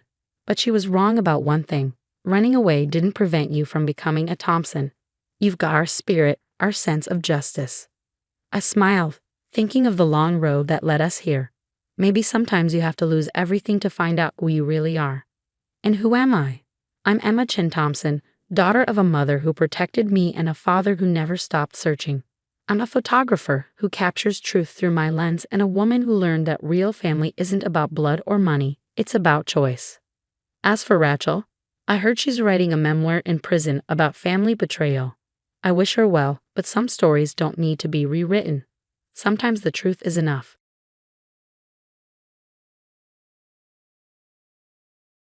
Growing up as Victoria Hamilton's daughter wasn't easy. Every breath I took, every step I made, was carefully monitored and judged. My father, the CEO of Hamilton Industries, had my entire life planned out before I could even walk. Charlotte, darling, he'd say, adjusting his perfectly pressed Armani suit, a Hamilton never settles for second best. Our mansion in Beverly Hills stood as a testament to that philosophy. 28 rooms of carefully curated luxury, each one screaming wealth and power. But to me, it felt more like a golden cage than a home. By the time I turned 25, I had followed my father's blueprint perfectly. Harvard Business School graduate, junior executive at Hamilton Industries, and engaged to Bradley Winchester ILI. Heir to Winchester Technologies and my father's handpicked choice for my husband. There was just one small problem. I was desperately, hopelessly in love with someone else. I met James Mitchell on a rainy Tuesday morning when my Ferrari broke down on the way to work. He was the mechanic who came to my rescue, arriving in a beaten-up tow truck with a smile that made my heart skip a beat. "Looks like your timing belt's shot," he said, wiping his hands on his worn jeans. "I can fix it, but it'll take a few hours." Something about his honest brown eyes and the way he explained everything without talking down to me made me agree to wait at his small garage instead of calling an Uber. That decision changed my life forever. Over cups of terrible vending machine coffee, I discovered James wasn't just any mechanic. He'd worked his way through engineering school, graduating top of his class. He could have taken a cushy corporate job, but he loved working with his hands, solving problems, making things better. "Life's too short to spend it doing something just because it looks good on paper," he told me, his eyes twinkling. Those words hit me like a thunderbolt. For the first time, someone had put into words exactly what I'd been feeling all my life. One coffee led to another, then dinner, then stolen moments whenever I could escape my suffocating world. James never asked about my family's wealth, never tried to impress me with fancy restaurants or expensive gifts. Instead, he showed me the joy of simple things, midnight drives along the coast, picnics in hidden parks, and laughter. So much laughter. For 6 months, I lived a double life. Society princess by day, myself by night. But I knew it couldn't last forever. The breaking point came during a charity gala at our mansion. Bradley was droning on about merger strategies to anyone who would listen, while my mother paraded me around like a prized thoroughbred. Charlotte will be taking over the East Coast operations after the wedding, she'd announced to yet another group of socialites. The Winchesters and Hamiltons. Imagine the possibilities. I felt like I was suffocating. Excusing myself, I fled to the garden, my trembling fingers already dialing James's number. "I can't do this anymore," I whispered into the phone, tears streaming down my face. "I can't marry Bradley. I can't be who they want me to be." James was silent for a moment before speaking. "Then don't be. Be who you are, Charlotte. That's the person I fell in love with." That night changed everything. The next morning, I walked into my father's study, my heart pounding but my resolve firm. "Daddy, I need to tell you something." My voice shook slightly. "I can't marry Bradley. I'm in love with someone else." The explosion that followed was nuclear. My father's face turned purple as I explained about James, about wanting a different life than the one he planned. "A mechanic?" he roared, his fist slamming onto his mahogany desk. "My daughter, a Hamilton, in love with a grease monkey. He's an engineer, Daddy, and he's brilliant. If you just meet him." "Absolutely not." My father's voice could have shattered glass. "You will marry Bradley as planned, or you can forget about your trust fund, your position at the company, everything. Is that clear?" I stood up straighter, channeling strength I didn't know I had. "Crystal clear, Daddy. Goodbye." Walking out of that study was the hardest thing I'd ever done. My mother's hysterical tears, my father's threats, the whispers of the household staff. It all followed me as I packed a small bag and left the only home I'd ever known. James was waiting for me outside his modest apartment, worry etched on his face. When I told him what happened, he tried to talk me out of it. "Charlotte, that's your whole life you're giving up. Your family, your inheritance. I can't let you do that for me." I silenced him with a kiss. "I'm not giving up my life, James. I'm finally starting it." The next few months were a crash course in reality. I moved into James' one-bedroom apartment, got a job as an entry-level business consultant at a small firm, and learned how to live on a budget. It wasn't easy, but for the first time in my life, I felt free. My parents' attempts to bring me to my senses ranged from emotional manipulation to outright threats. They froze my accounts, canceled my credit cards, and even tried to get me fired from my new job. But with each obstacle, James and I grew stronger together. When we decided to get married, we planned a simple ceremony in a local park. No designer dress, no society photographers, just us and a few close friends. The morning of the wedding, I received a text from my mother. "Your father and I will be attending. One last chance to fix this mistake." My heart raced as I showed James the message. He squeezed my hand. "It's your call, love. Whatever you want." I wanted them there. Despite everything, they were still my parents. So when I walked down the makeshift aisle in my simple white dress from a department store, my eyes instantly found them standing at the back. My father looked like he'd swallowed something sour, while my mother dabbed at her eyes with a monogrammed handkerchief. Neither moved to join the ceremony. During the reception, a casual barbecue in the park, they made their final play. "Charlotte, darling," my mother's voice dripped with desperation. "It's not too late. Bradley would still take you back. Think about what you're throwing away." My father cut straight to the point. "This is your last chance, young lady. Stay with this person, and you'll never see a penny of your inheritance. Is that what you want? To live in poverty?" I looked at James, who was chatting and laughing with our friends, completely at ease in his rented suit. Then I looked at my parents, trapped in their world of wealth and expectations. "What I want," I said clearly, "is to be happy. James makes me happy. If you can't understand that, then maybe we don't need your money, or you, in our lives." My father's face turned that dangerous shade of purple again. "You're an daughter of mine," he spat, turning on his heel. My mother hesitated for a moment, then hurried after him. As they stormed away, James appeared at my side, wrapping an arm around my waist. "You okay?" I leaned into him, watching my past walk away. Never better. That was 6 months ago. We settled into our life together, working hard, loving harder. James continued at his garage while taking night classes for his master's degree. I threw myself into my consulting work, building my own client base. We were happy, truly happy, even if we had to watch our spending and clip coupons. But there was something James hadn't told me, something that was about to turn my world upside down again. Everything changed on a seemingly ordinary Friday evening. I came home from work early, excited to surprise James with takeout from our favorite Thai place. But our apartment was empty, with a hastily scribbled note on the counter. "Working late at the garage. Love you." It wasn't unusual for James to work late, but something felt different. Lately he'd been distracted, taking mysterious phone calls and working odd hours. A knot formed in my stomach as my mind wandered to dark places. Was history repeating itself? Was I about to lose everything again? Unable to sit still, I decided to bring dinner to him at the garage. But when I pulled up, the place was dark. James's beaten-up truck wasn't in its usual spot. My hands trembled as I called his number. Straight to voicemail. Just as panic started to set in, my phone buzzed with a text from an unknown number. "Mrs. Mitchell, please come to 1875 Highland Avenue immediately. It's about your husband." My heart stopped. Highland Avenue was in the industrial district, miles from James's garage. With shaking fingers, I typed the address into my GPS and drove through the darkening city, imagining worst-case scenarios. The GPS led me to a massive modern building with sleek glass walls. Security gates opened automatically as I approached, and a uniformed guard directed me to an underground parking garage. "Mrs. Mitchell," he nodded respectfully. "Take the executive elevator to the top floor."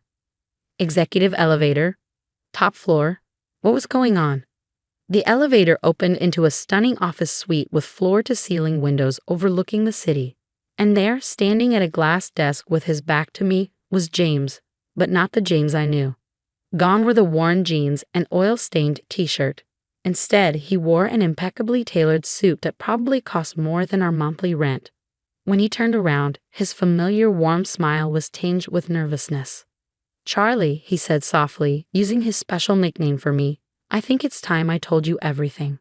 Before he could continue, the office door burst open. And there, like a scene from my worst nightmare, stood my father, mother, and Bradley Winchester ally. "What is the meaning of this?" my father thundered, his face already turning that familiar shade of purple. "Security said Charlotte was headed up here." "What are you doing in the CEO's office, you mechanic?"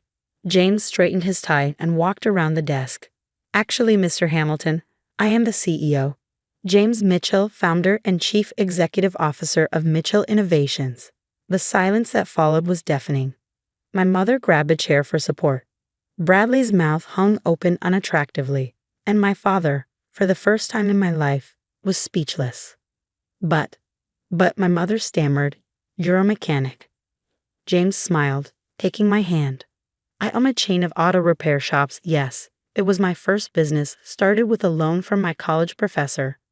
But Mitchell Innovations is my main focus. We're a tech company specializing in revolutionary electric vehicle batteries." That's what those late nights at the garage were about. We were finalizing our new prototype. My head was spinning.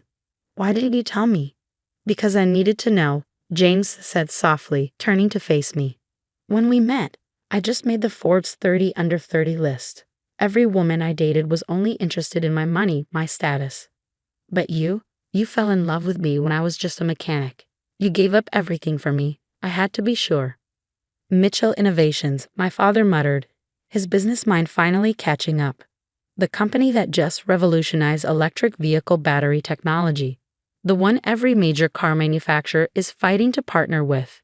That's you." James nodded. "Our market valuation hit $12 billion last week.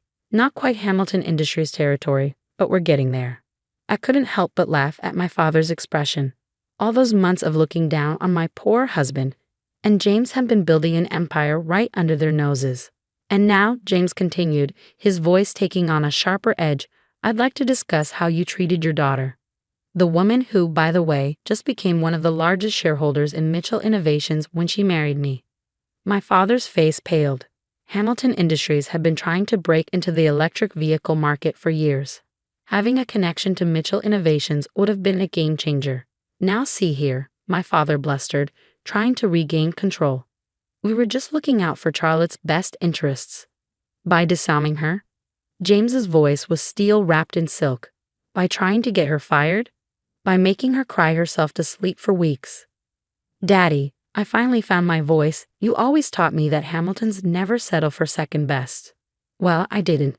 I married the most brilliant, kind, and successful man I've ever known.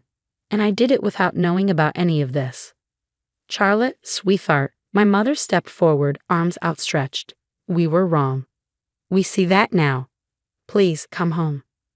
I looked around the magnificent office, then at James, my wonderful husband who had let me find my own way, support myself, grow stronger. "I am home, Mom, but if you want to be part of our lives, you'll have to accept us on our terms. No more manipulation. No more control." My father looked like he was choking on something particularly unpleasant. "And what about Hamilton Industries?" James smiled.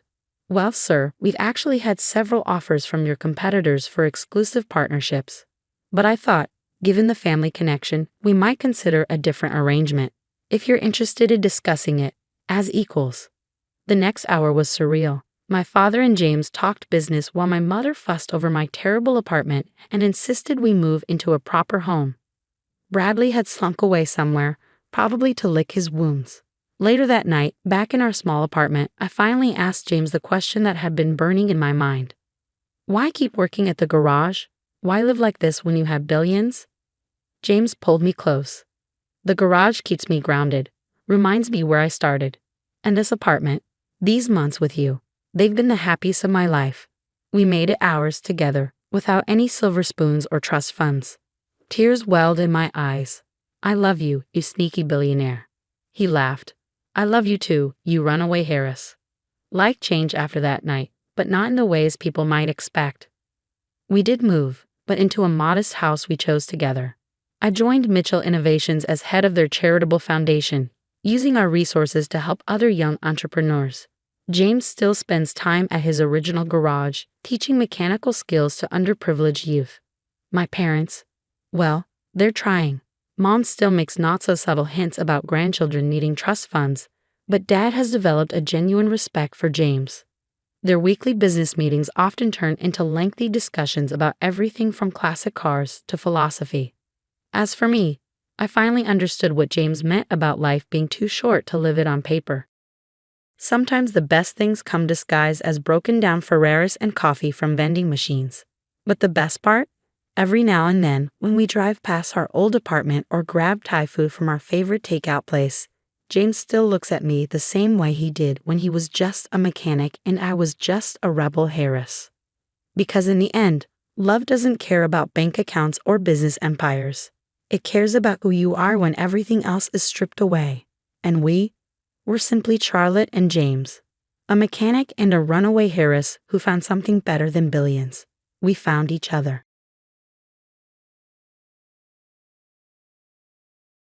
I still remember that rainy Tuesday morning when my world fell apart. After 8 years of marriage, I came home from my night shift at the local diner to find the locks changed and my belongings in garbage bags on the front porch. My hands trembled as I called my husband David, only to hear his cold voice. It's over, Sarah. I've moved on. Don't try to come back. I stood there, rain soaking through my waitress uniform, staring at the house we bought together. Well, the house I bought, technically, my inheritance from my beloved grandfather, had paid for the down payment, but David's name was on all the paperwork. I trusted him completely when he said it was easier that way with his credit score. What a fool I'd been. My phone buzzed again. A text notification from our joint bank account. Balance, $0. 8 years of savings gone. My separate account, also emptied. He'd had access to everything because I'd trusted him. Because I believed in our marriage. I didn't know then that this was just the beginning. With nowhere else to go, I loaded what I could into my old Honda Civic, the only thing still in my name, and drove to my mother-in-law Patricia's house. Maybe there had been some mistake. Maybe she could help me understand what was happening. I should have known better. Patricia opened her door wearing her signature pearl necklace and disapproving frown. Behind her, I could see David's sister Amanda smirking. Well, Patricia said, looking down her nose at my wet, bedraggled appearance. I suppose you're here to beg for money now that David's finally seen sense. Patricia, please, my voice cracked. I don't understand what's happening. Everything's gone. The house, our savings. Oh, honey, she laughed, but there was no warmth in it. Did you really think someone like David would stay with a waitress forever? He's finally moving up in the world, and he needs someone more suitable. She adjusted her designer watch. Though I must say, you lasted longer than I expected. Most gold diggers would have shown their true colors years ago. Gold digger? I whispered, stunned. I paid for our house. I supported him through his MBA. With your grandfather's money, Amanda chimed in. Which you've been lording over David for years. Well, now he's paid you back. Guess you'll have to find another rich old man to mooch off of. I stood there, rain mixing with my tears, as 8 years of memories rewrote themselves in my mind. All those family dinners where they'd subtly mocked my job. The way they dismissed my contribution to David's success. How they'd never accepted me, the poor girl from the wrong side of town who dared to marry into their precious family. Where is he? I asked, my voice stronger now. Where's David? On his honeymoon, Patricia said with a cruel smile. With Jessica. You remember her? His new executive assistant. They've been seeing each other for months. She comes from a good family, you know. She'll be much better at supporting David's career than you ever were. The world spun around me, Jessica. The woman he'd hired 6 months ago, who he'd insisted on working late with so often, who'd smiled sweetly at me at the company Christmas party while apparently sleeping with my husband. You knew. I realized looking between Patricia and Amanda. You all knew he was cheating. Of course we knew, Amanda rolled her eyes. We helped him plan everything. Jessica's father is on the board of David's company. This marriage will do wonders for his career. Unlike you, who's been holding him back with your embarrassing little waitress job. Now, Patricia said, reaching for her door, I suggest you leave before I call the police. And don't bother trying to fight this in court. Our family lawyer has everything handled. You signed a prenup, remember? You'll get nothing. The door slammed in my face, leaving me alone in the rain once again. That night, I slept in my car in a Walmart parking lot, too shocked and broken to even cry. The next day, I tried to check into a cheap motel, only to find my credit cards canceled. My phone was next. Apparently, it had been on David's plan. Within 48 hours, I had nothing but my car, the clothes in my garbage bags, and $237 in cash. I managed to find a bed at the local women's shelter. The irony wasn't lost on me. I volunteered here for years, never imagining I'd end up staying here myself. The shelter director, Grace, remembered me from my volunteer days and gave me a private room usually reserved for emergency cases. You're in shock, Sarah, she said gently, bringing me a cup of tea. But you're stronger than you know, and when you're ready, we'll help you fight back. I didn't believe her then. How could I fight back? David had taken everything, planned it all perfectly. He had his family's money, their lawyers, their connections. I was just a waitress with a worthless degree in social work, trying to make ends meet while supporting my husband's dreams. But Grace was right about one thing. I was in shock, so much so that I almost missed the most important detail of all, a detail that would change everything. It happened 3 days into my stay at the shelter. I was helping in the shelter's kitchen. I couldn't afford to pay for my stay, but I could at least cook when I heard excited whispers from the front office.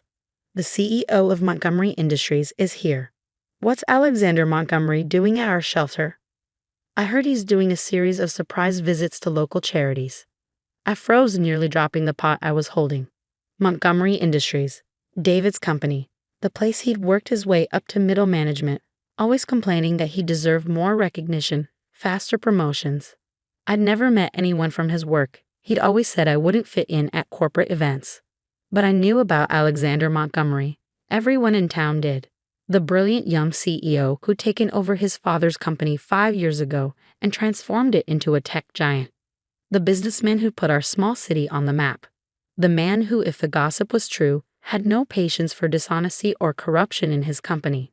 Before I could decide whether to hide in the kitchen, Grace came rushing in. Sarah, Mr. Montgomery is asking to speak with all our residents. He's making a large donation and wants to hear their stories firsthand. Would you be comfortable joining the group? I looked down at my shelter-provided clothes, touched my unwashed hair. I don't know, Grace. I'm not really presentable. Nonsense, she said firmly. You're one of us now, and your story deserves to be heard. So that's how I found myself sitting in a circle with 15 other shelter residents, facing Alexander Montgomery himself. He wasn't what I expected. Younger than I'd imagined, maybe in his mid-30s, wearing a simple button-down shirt and slacks. No fancy suit, no arrogant attitude. He listened intently to each woman's story, asking thoughtful questions, taking notes. Then it was my turn. I'm Sarah, I said quietly.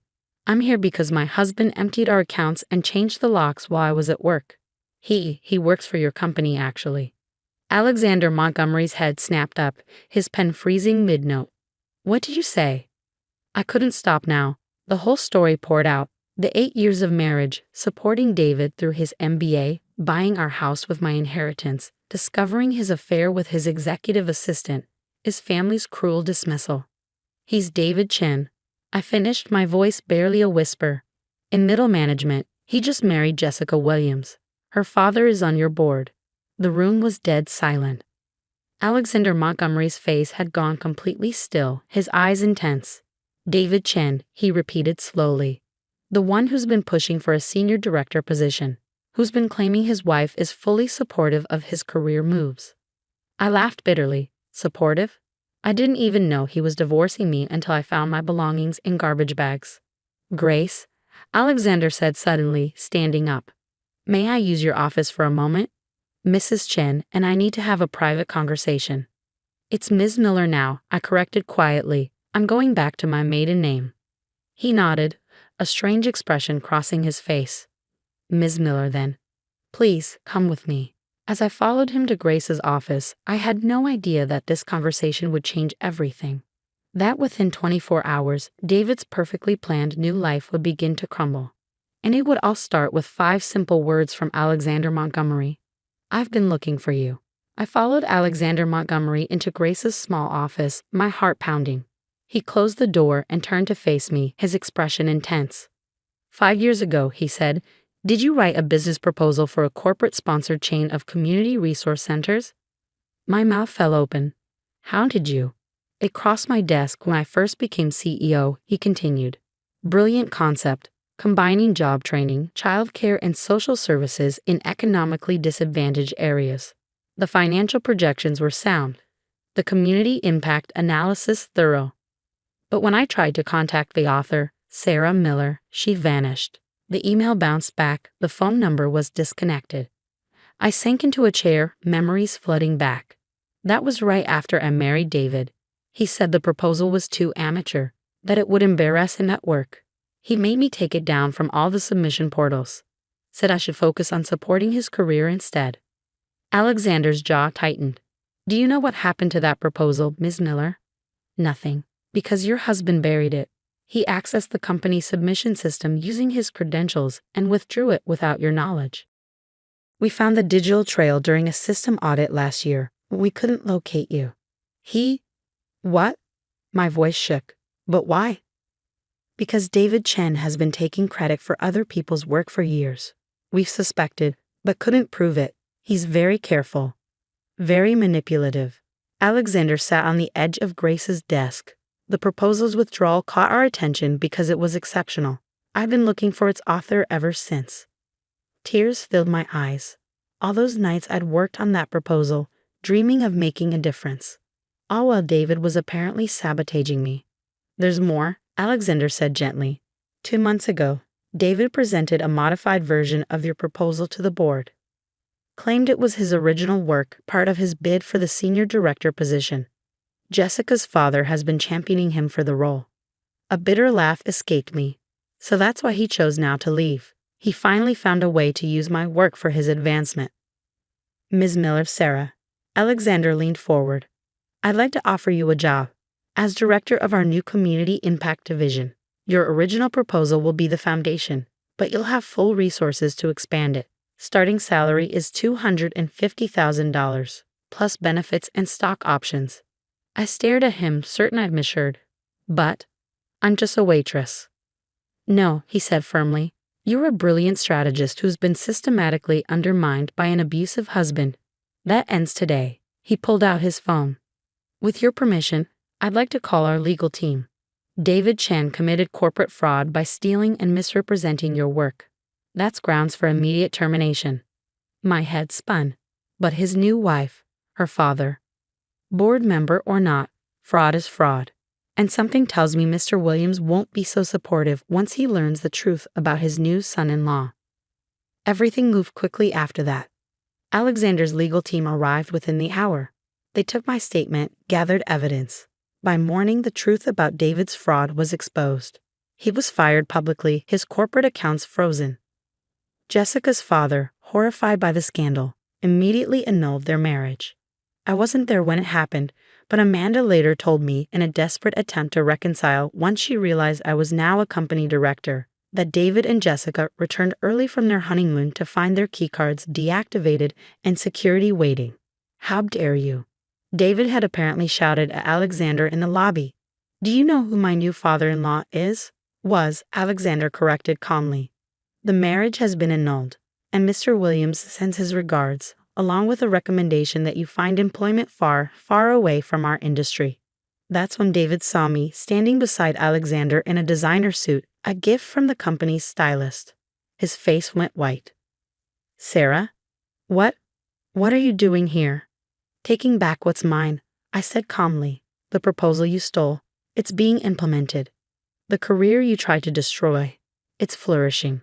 The woman you discarded, she's your new boss's right hand. Patricia and Amanda tried damage control, of course. Suddenly they were calling constantly, leaving tearful voicemails about family loyalty. But I had a new family now, the incredible team at Montgomery Industries, who welcomed my ideas and valued my contributions. The women's shelter where I'd stay became the pilot location for our first community resource center. Grace joined as program director. Within a year, we'd opened 10 more centers across the state. David, last I heard, he was working as a junior analyst in a small firm 3 states away. Jessica married a wealthy developer, and Patricia loves to complain about how her new daughter-in-law married down.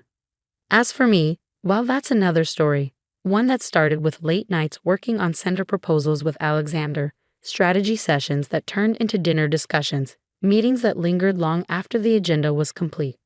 "I'm not him," Alexander said one evening as we watched the sunset from his office. "I'll never try to dim your light." "I know," I replied, because I did know. I learned the difference between someone who wants to possess you and someone who wants to see you soar. 2 years after that rainy day when my world fell apart, I stood in the grand ballroom of the Montgomery Industries headquarters. Hundreds of employees and community members gathered to celebrate the opening of our 15th resource center. And now, the MC announced, "Please welcome our Community Impact Director and newest board member, Mrs. Sarah Montgomery." As I took the podium, my wedding ring catching the light, nothing flashy. Alexander knows I prefer elegant simplicity. I saw my old mother-in-law in the crowd. Patricia had wrangled an invitation through a business contact, no doubt hoping to reconcile now that I'd married up. But I wasn't the same woman she dismissed in the rain. Meeting her eyes, I smiled and began my speech. 5 years ago, I wrote a proposal about the power of community support, about how everyone deserves a chance to rebuild, to grow, to shine. Today, we're not just opening another center. We're making that vision reality. I paused, my hand resting on my slightly rounded belly, our first child still our secret for a few more weeks. Sometimes, life's greatest betrayals lead us exactly where we're meant to be. Sometimes, losing everything means making room for everything you've ever dreamed of. And sometimes the best revenge isn't revenge at all. It's living your truth so boldly that those who tried to break you become nothing but a footnote in your success story. Alexander squeezed my hand as the room erupted in applause. And in that moment, I sent a silent thank you to David. His cruelty had freed me. His betrayal had led me here. I'd lost a husband who dimmed my light, but I found a partner who helped me shine. I'd lost a fake family who valued status, but I built a real one based on love and respect. Most importantly, I found myself, the woman who'd always been there, waiting to emerge.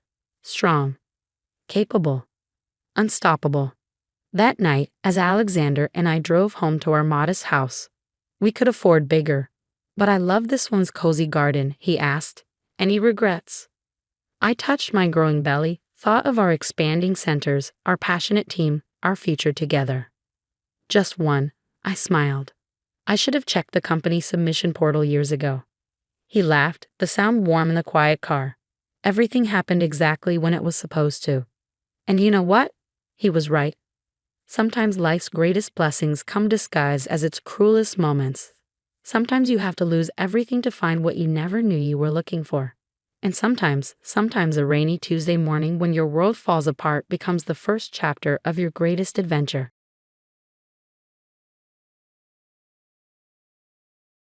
Hi, I'm Sarah Chen, and this is the story of how I learned that sometimes family can be your worst enemy, especially in business. For 10 years, I poured my heart and soul into our family's small tech company, transforming it from a struggling startup into a $50 million enterprise. But sometimes success breeds jealousy even among those who should be celebrating your achievements. I still remember the day everything started, when our family business was nothing more than a small computer repair shop in a strip mall. Dad had started it 20 years ago, and it was his pride and joy, even though it barely made enough to support our family. My sister, Emma, was always his favorite, the one who got straight A's and went to an elite business school. I was the quiet one, the one who stayed behind to help Dad while pursuing my computer science degree at a local college. Sarah, you're wasting your potential here, Emma would say during her visits home from college. You should aim higher. But I saw something in our little shop that others didn't: potential.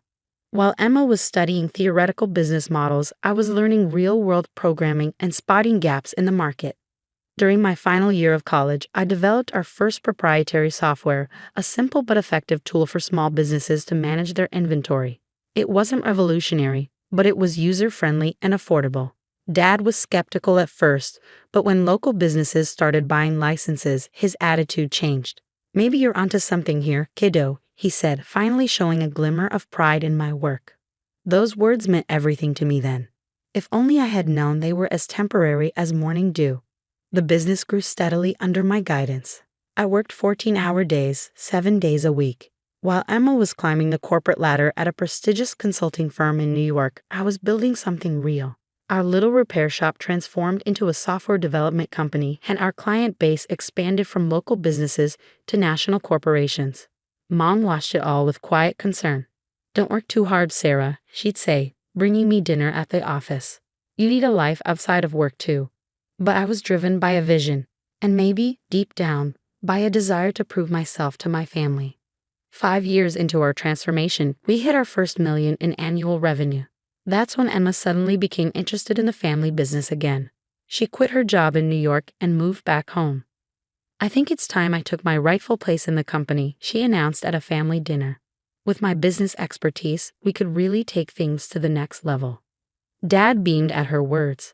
That's wonderful, princess. We could use your professional touch around here. I sat there, forks suspended midair, trying to process what was happening. The company I had built from nearly nothing was being handed to my sister on a silver platter. But I swallowed my objections and tried to be a team player. Emma was appointed as co-CEO alongside me, despite having no experience in our industry. Dad said it would be good for the company image to have someone with her credentials at the helm. I focused on product development and operations while she handled marketing and investor relations. The next 5 years were a study in contrast. While I continued developing new software solutions and maintaining client relationships, Emma focused on creating a glamorous image for herself as the face of the company. She gave interviews about being a woman in tech and accepted awards for entrepreneurship, all while taking credit for innovations my team and I had created. Our revenue continued to grow, reaching $50 million annually, but so did the tension between us. Emma began excluding me from key meetings, making decisions without consulting me, and slowly pushing me to the sidelines of my own creation. Then came Dad's 60th birthday party. The day everything changed. The party was Emma's idea, of course. She rented out the grand ballroom of the city's most expensive hotel and invited all our business associates. It was more of a networking event than a birthday celebration, but that was Emma's style. Everything had to serve a purpose. I arrived early to help with the preparations, wearing a simple black dress that Emma immediately criticized. Couldn't you have made more of an effort? She hissed. These are important people coming tonight. I ignored her comment and focused on greeting guests as they arrived. The room filled quickly with business associates, clients, and family friends. Emma worked the room like a politician, while I stayed in the background, making sure everything ran smoothly. During dinner, Emma clanked her glass and stood up for a speech. I expected the usual, a touching tribute to Dad, maybe some memories from our childhood. Instead, she dropped a bomb that would shatter our family forever. As we celebrate Dad's 60th birthday, she began, her voice carrying across the silent room. I think it's time to announce some changes at Chen Technologies. The board has agreed that the company needs unified leadership to move forward. My heart stopped. Board meetings? What board meetings? For too long, we've been held back by outdated thinking and resistance to change. Emma continued, her eyes fixing on me. That's why, effective immediately, I will be taking over as sole CEO. It's time for certain elements that are no longer serving our growth to step aside. The room erupted in murmurs. I sat there, frozen, as Emma continued her character assassination disguised as a corporate announcement. Some people, she said, her voice dripping with false sympathy, are better suited to technical roles rather than leadership. My sister Sarah has been adequate in maintaining our legacy systems, but to compete in today's market, we need vision. We need excellence. And frankly, Sarah, you're just not cut out for this level of business. I looked at Dad, expecting, hoping, he would stand up for me. Instead, he was nodding along with Emma's words, a proud smile on his face. Mom stared at her plate, her hands trembling slightly. The truth is, Emma continued, her voice rising, you're worthless in today's business world, Sarah. Your old-fashioned ideas and lack of proper business education have become a liability. It's time for you to step aside gracefully. The silence in the room was deafening. Hundreds of eyes turned to me, waiting for my response. I could feel the pity, the schadenfreude, the judgment. Everything I had built, every sacrifice I had made, was being stripped away in front of everyone I knew. I stood up slowly, my chair scraping against the floor. The sound echoed through the ballroom like a gunshot. Everyone expected a scene, perhaps tears, maybe a shouting match. Instead, I simply picked up my purse, walked to Dad's table, and placed a small wrapped package in front of him. "Happy birthday, Dad," I said quietly. Then I walked out of the ballroom, head held high, leaving behind the whispers and stares. That night, as I sat in my home office surrounded by awards and patents that bore my name, I made a decision. Emma thought she had won, but she had forgotten one crucial detail, something that would turn her moment of triumph into the biggest mistake of her life. As I powered up my laptop and began typing, a small smile played on my lips. Tomorrow would be interesting indeed. After all, there's more than one way to run a successful business, and I had learned more in 10 years than Emma had learned in all her fancy business classes. The next morning would bring changes that none of them saw coming, changes that would make them realize exactly how worthless I really was. The next morning dawned bright and clear. I arrived at the office early before anyone else and waited. At precisely 9 a.m., Emma strutted through the front doors with Dad beside her, both wearing triumphant smiles that were about to be wiped from their faces. "Sarah?" Emma's voice held a mix of surprise and annoyance. "What are you doing here? I thought after last night, you'd have the dignity to stay home." I smiled, remembering the email I had sent at 3 a.m. to every major client, partner, and employee of Chen Technologies. "Just wrapping up some loose ends, sister dear. But since you're here, we should probably talk about the company's future." "There's nothing to discuss," Dad interjected, his voice firm. "Emma's in charge now. The board has already approved it." "Ah yes, the board," I said, pulling out my tablet. "Let's talk about that. You see, while Emma was busy planning parties and giving interviews, I was actually building this company, and there are a few things you both seem to have forgotten." I pulled up a document on the conference room's main screen. "First, let me remind you that I own 51% of Chen Technologies shares. When we incorporated 10 years ago, Dad gave Emma and me equal shares of 25% each, keeping 50% for himself. But 3 years ago, when we needed capital for expansion, Dad sold me 26% of the shares. Remember that day, Dad?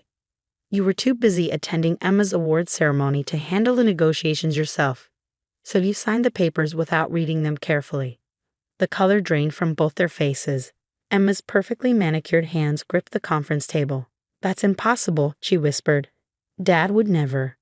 "Oh, but he did," I continued, pulling up more documents. "And that's not all. The core software that generates 80% of our revenue, it's not owned by Chen Technologies. It's owned by my separate company, Innovate Solutions LLC. Chen Technologies only has a licensing agreement which expires, I checked my watch, about 10 minutes ago." Dad collapsed into a chair, realization dawning on his face. "The renewal papers. The ones you asked me to sign last week. The ones you were too busy to read because you were helping Emma plan the party. Yes, those papers. I decided not to submit them." Emma's face contorted with rage. "You underhanded little." "Careful, sister," I cut her off. "You might want to hear the rest before you finish that sentence. While you were busy announcing my supposedly graceful exit last night, I was sending emails to our clients. You see, most of our major clients have personal loyalty clauses in their contracts. They signed with Chen Technologies because of me, my expertise, and my track record. Last night, I informed them of the leadership changes and my departure. I pulled up my email, showing the dozens of responses that had already arrived.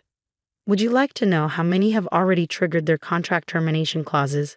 Or how many of our top developers, who by the way are actually employed by Innovate Solutions, have already accepted positions at my new venture? The room fell silent. Through the glass walls, we could see employees gathering, whispers spreading as they checked their emails. Emma's perfect composure cracked as she frantically checked her phone. "You can't do this," she stammered. The company you tried to steal from me? I finished for her. The one you thought you could just take over because you have an MBA and Dad's approval. That company ceased to exist the moment you decided to humiliate me in front of everyone we know." I stood up, smoothing my dress. "So here are your options. Option 1. I walk away with my shares, my software, my clients, and my employees. Chen Technologies becomes an empty shell, and you can explain to all those important people you invited last night why the company's value dropped to zero overnight." Dad's face had aged 10 years in the last 10 minutes. "And option 2, he asked weakly. "Option 2, you both resign. I take full control of Chen Technologies. You keep your shares as silent partners, receiving dividends but having no say in operations. Emma gets a nice severance package and glowing references for her next job, somewhere far away from here." Emma's face had turned an interesting shade of red. "You planned this all along, didn't you? You've just been waiting for the right moment to stab us in the back." I laughed, but there was no humor in it. "No, Emma. I spent 10 years trying to be a good daughter and sister while you both took me for granted. I built this company from nothing while you collected accolades for my work. I only planned this." I checked my watch again. "About 12 hours ago, after you called me worthless in front of everyone we know." My phone buzzed, another client termination notice. Time's running out. What's it going to be?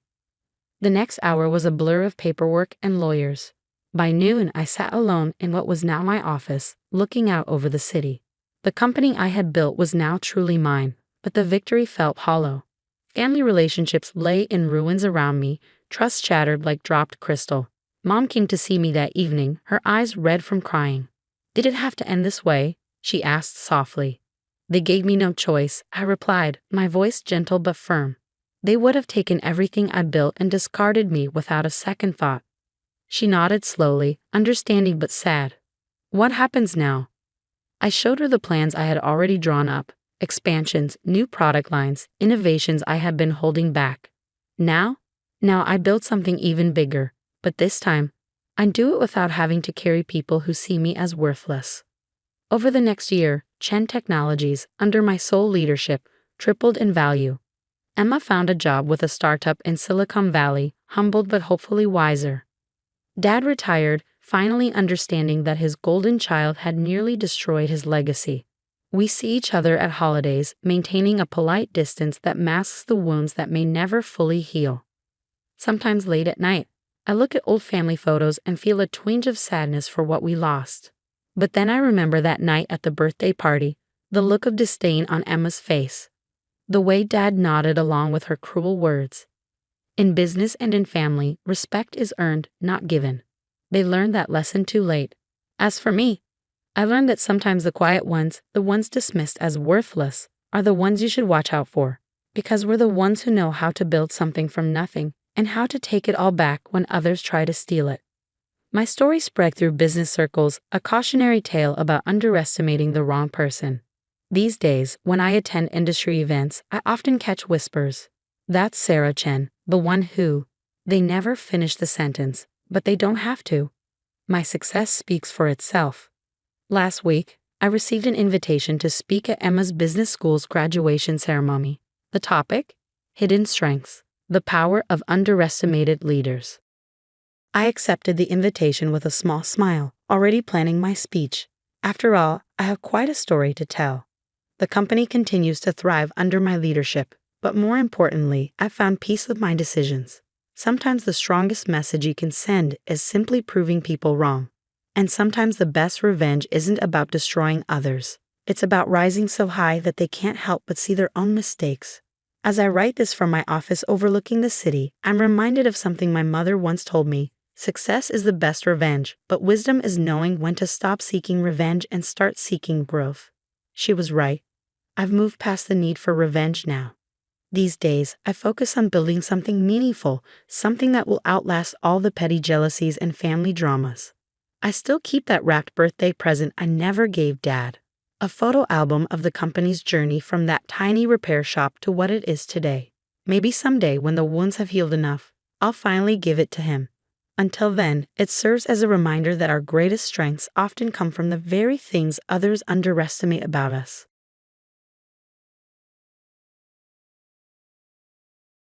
Growing up in Maple Grove Estates, I never quite felt like I belonged.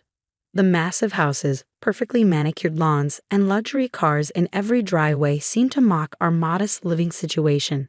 I'm Emma Mitchell, and my story begins with a barbecue that changed everything. My parents, Thomas and Linda Mitchell, moved into 156 Maple Drive when I was just 5 years old. Back then, the neighborhood was different, warmer, more welcoming. But as property values skyrocketed and wealthy families moved in, the spirit of community slowly eroded into something cold and exclusive.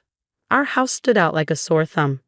While others renovated and expanded, we maintained our simple two-story home the best we could. Dad worked as a high school teacher, and Mom ran a small flower shop downtown. We weren't poor, but compared to our neighbors, we might as well have been living in poverty. Sarah Henderson, who lived in the mansion next door, never missed an opportunity to remind us of our place in the social hierarchy. Her husband James, CEO of a tech company, would smirk from behind his imported cigars whenever we crossed paths. They represented everything wrong with what Maple Grove had become: wealth without warmth, success without soul. The annual neighborhood barbecue had always been a tradition, dating back decades. This year, it was the Hendersons' turn to host. Mom didn't want to go, but Dad insisted we maintain appearances. "We have as much right to be here as anyone else," he'd said, straightening his collar in the mirror. If only he knew how right he was. That afternoon, I helped Mom prepare her famous potato salad. "Maybe this year will be different," she said, but her voice lacked conviction. I nodded, not believing it either. As we walked next door, carrying our contribution to the potluck, I couldn't shake the feeling that something significant was about to happen. The Hendersons' backyard was packed with the neighborhood elite.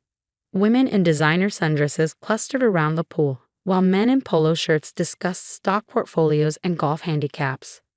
Sarah spotted us immediately, her perfectly Botox face twisting into a practiced smile. "Oh, the Mitchells," she called out, loud enough for everyone to hear. "How nice of you to join us. Linda, dear, you can put that." She gestured vaguely at Mom's potato salad. "Over there with the other dishes." I watched Mom's face flush as she placed her carefully prepared dish among the catered spreads. Dad squeezed her hand, but I could see the hurt in his eyes. We found seats at an empty table near the edge of the party. The only empty table, I realized with a sinking feeling. As the afternoon wore on, the subtle jabs became more frequent and less subtle. Sarah's voice carried across the yard as she discussed property values with her equally wealthy friends. "It's just that some properties really bring down the neighborhood's appeal," she said, looking pointedly at our house. "Don't you agree, James?" James Henderson lowered his crystal tumbler of scotch and nodded sagely. "Absolutely, darling. We've discussed this with the Homeowners Association. Perhaps it's time to implement some new standards." My blood boiled, but years of enduring their condescension had taught me to keep my composure. I was about to suggest to my parents that we leave when I noticed an unfamiliar figure walking up the Hendersons' driveway. The man wore an impeccable suit that made even James's designer outfit look cheap. He carried a leather briefcase and moved with purpose.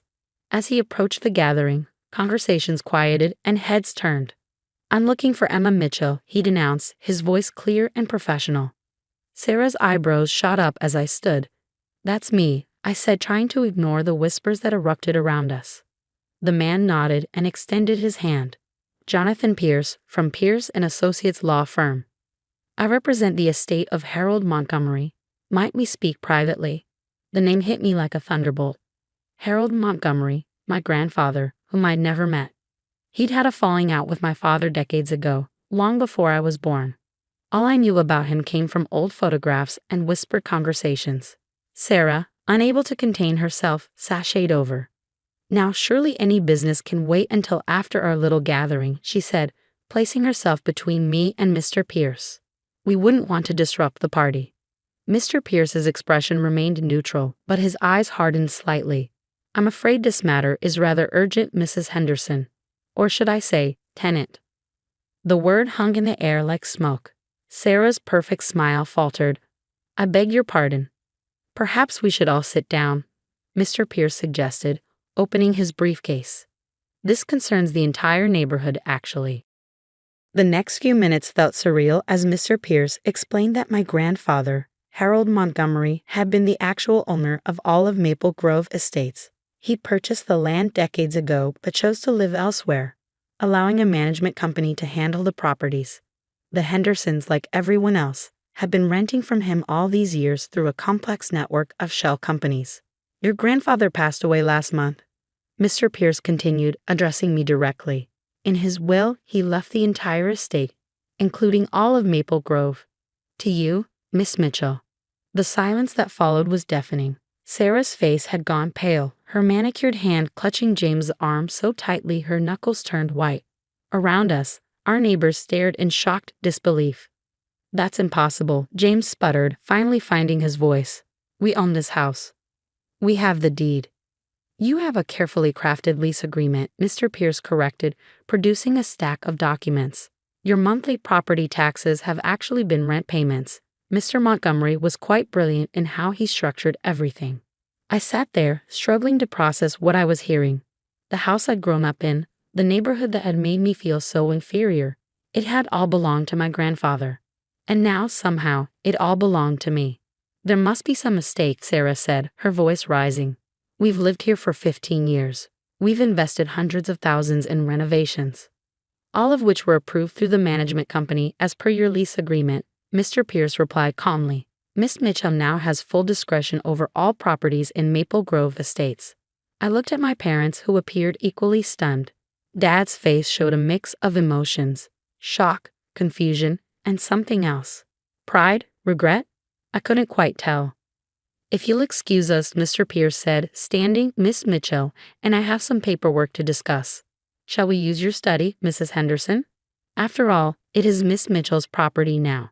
As I followed Mr. Pierce into the house, I heard the party dissolving into chaos behind me. Sarah's voice rose above the others, demanding answers, making threats about lawyers and lawsuits. But for the first time in my life, her words had no power over me. Inside the Hendersons' study, Mr. Pierce laid out the full scope of my inheritance. The neighborhood was just the beginning. There were other properties, investments, and accounts I needed to know about. But my mind kept returning to one detail. Did he know? I asked suddenly. My grandfather, did he know how they treated us? Mr. Pierce's expression softened slightly. Mr. Montgomery had eyes and ears everywhere, Miss Mitchell. He watched you grow up from afar, saw how you and your parents handled adversity with grace. In his final years, he spoke often of how proud he was of the family you'd become. Tears welled up in my eyes as I thought of the grandfather I'd never known, watching over us all these years. Outside, I could hear the party completely falling apart as neighbors rushed to their phones, presumably to call their lawyers. What happens now? I asked, wiping my eyes. That, Miss Mitchell, is entirely up to you. The properties, the leases, the future of Maple Grove, it's all in your hands. I nodded, a plan already forming in my mind. The Hendersons had spent years making us feel small, but now the tables had turned. The real question was, what kind of landlord did I want to be? The next morning, I woke up to chaos. News of my inheritance had spread through Maple Grove like wildfire. My phone was flooded with messages, some congratulatory, others panicked, and many from neighbors suddenly wanting to reconnect. Sarah Henderson's number appeared repeatedly, her voicemails growing increasingly desperate. James had apparently spent the night calling every lawyer in the city, only to discover that my grandfather's legal team had ironclad documentation for everything. I sat at our kitchen table, watching Mom prepare breakfast like any other morning. But everything felt different now. Dad kept glancing at the window, where a small crowd of neighbors had gathered, presumably hoping to catch a glimpse of the neighborhood's new owner. What are you thinking, sweetheart? Mom asked, placing a plate of pancakes in front of me. I took a deep breath. I'm thinking about Grandpa, why he did this, what he wanted me to learn. I paused, cutting into my pancakes, And I'm thinking about all the families like us who got pushed out of this neighborhood over the years. Dad looked up from his coffee. Your grandfather, he was a complicated man, Emma. We had our differences, but he always had a strong sense of justice. A knock at the door interrupted our conversation. Mr. Pierce stood there, looking fresh despite the early hour. Good morning, Miss Mitchell. I thought you might want to review the current lease terms. There are some interesting clauses we should discuss. As we went through the documents, a picture emerged that made me smile. My grandfather hadn't just been a shrewd businessman, he'd been playing a long game. The leases all contained provisions that gave the owner extraordinary control over rental terms and community standards. So, I said, looking up from a particularly interesting clause, I could essentially rewrite the entire rental agreement. With proper notice, yes, Mr. Pierce confirmed. Your grandfather ensured maximum flexibility for the property owner. I spent the next few hours drafting new terms with Mr. Pierce's help. By afternoon, we had everything ready. I called for a mandatory community meeting at the neighborhood clubhouse, another property I now owned. The clubhouse was packed that evening. Every resident of Maple Grove had shown up, their faces a mix of worry and curiosity. Sarah and James Henderson sat in the front row, trying to maintain their usual air of superiority despite their obvious distress. Thank you all for coming, I began, standing at the podium. As you've heard, I'm now your landlord. I've spent the day reviewing everyone's lease agreements and I've decided to make some changes. A murmur ran through the crowd. Sarah's hand shot up immediately, but I continued speaking. First, all current rents will be adjusted based on a fair market value assessment, not the inflated rates many of you have been paying. Second, I'm establishing a community board that will include representatives from all income levels. And third, I paused, making eye contact with Sarah. Any form of discrimination or harassment based on economic status will result in immediate lease termination. The room erupted. James Henderson jumped to his feet. This is outrageous. You can't just change everything overnight. We have rights. Actually, Mr. Henderson, Mr. Pierce interjected smoothly. According to your lease agreement, she can. Would you like to review the terms you signed 15 years ago? As James sputtered, I continued. I'm not interested in revenge. What I want is to restore this neighborhood to what it was meant to be, a community where people of different backgrounds can live together with respect. I pulled out another document, which brings me to the Hendersons. Sarah, James, I've reviewed the numerous complaints against you from other residents. The hostile environment you've created, the discriminatory comments, the attempts to force out families who don't meet your standards, it all violates your lease terms. Sarah's face had gone from red to white. You wouldn't dare. I'm exercising my right to terminate your lease, effective immediately. You have 30 days to vacate the property. The silence that followed was broken by a small sound. Someone was clapping. Then another person joined in, and another. Soon half the room was applauding. I saw relief on faces I recognized from years of shared subtle humiliations at the Hendersons' hands. This isn't over, James threatened, standing to leave. Our lawyers will. Your lawyers will find that everything is perfectly legal, Mr. Pierce interrupted. Miss Mitchell, should I show them the documentation your grandfather kept of their lease violations over the years? The Hendersons stormed out, but I wasn't done. One more thing, I announced to the remaining residents. I'm establishing a scholarship fund for local students in a community improvement program. The focus will be on making Maple Grove accessible to families of all income levels while maintaining the quality of life for everyone. Over the next few months, Maple Grove transformed. The Hendersons moved out, their mansion converted into a community center with after-school programs. Other wealthy residents who couldn't accept the changes followed, making room for new families who brought fresh energy to the neighborhood. We kept our modest house exactly as it was, though Mom finally got the garden she'd always wanted. Dad retired from teaching but volunteered at the community center, mentoring kids who reminded him of his younger self. One evening, as I sat on our porch watching children play on lawns that had once been off-limits, I found an old photograph in my grandfather's papers.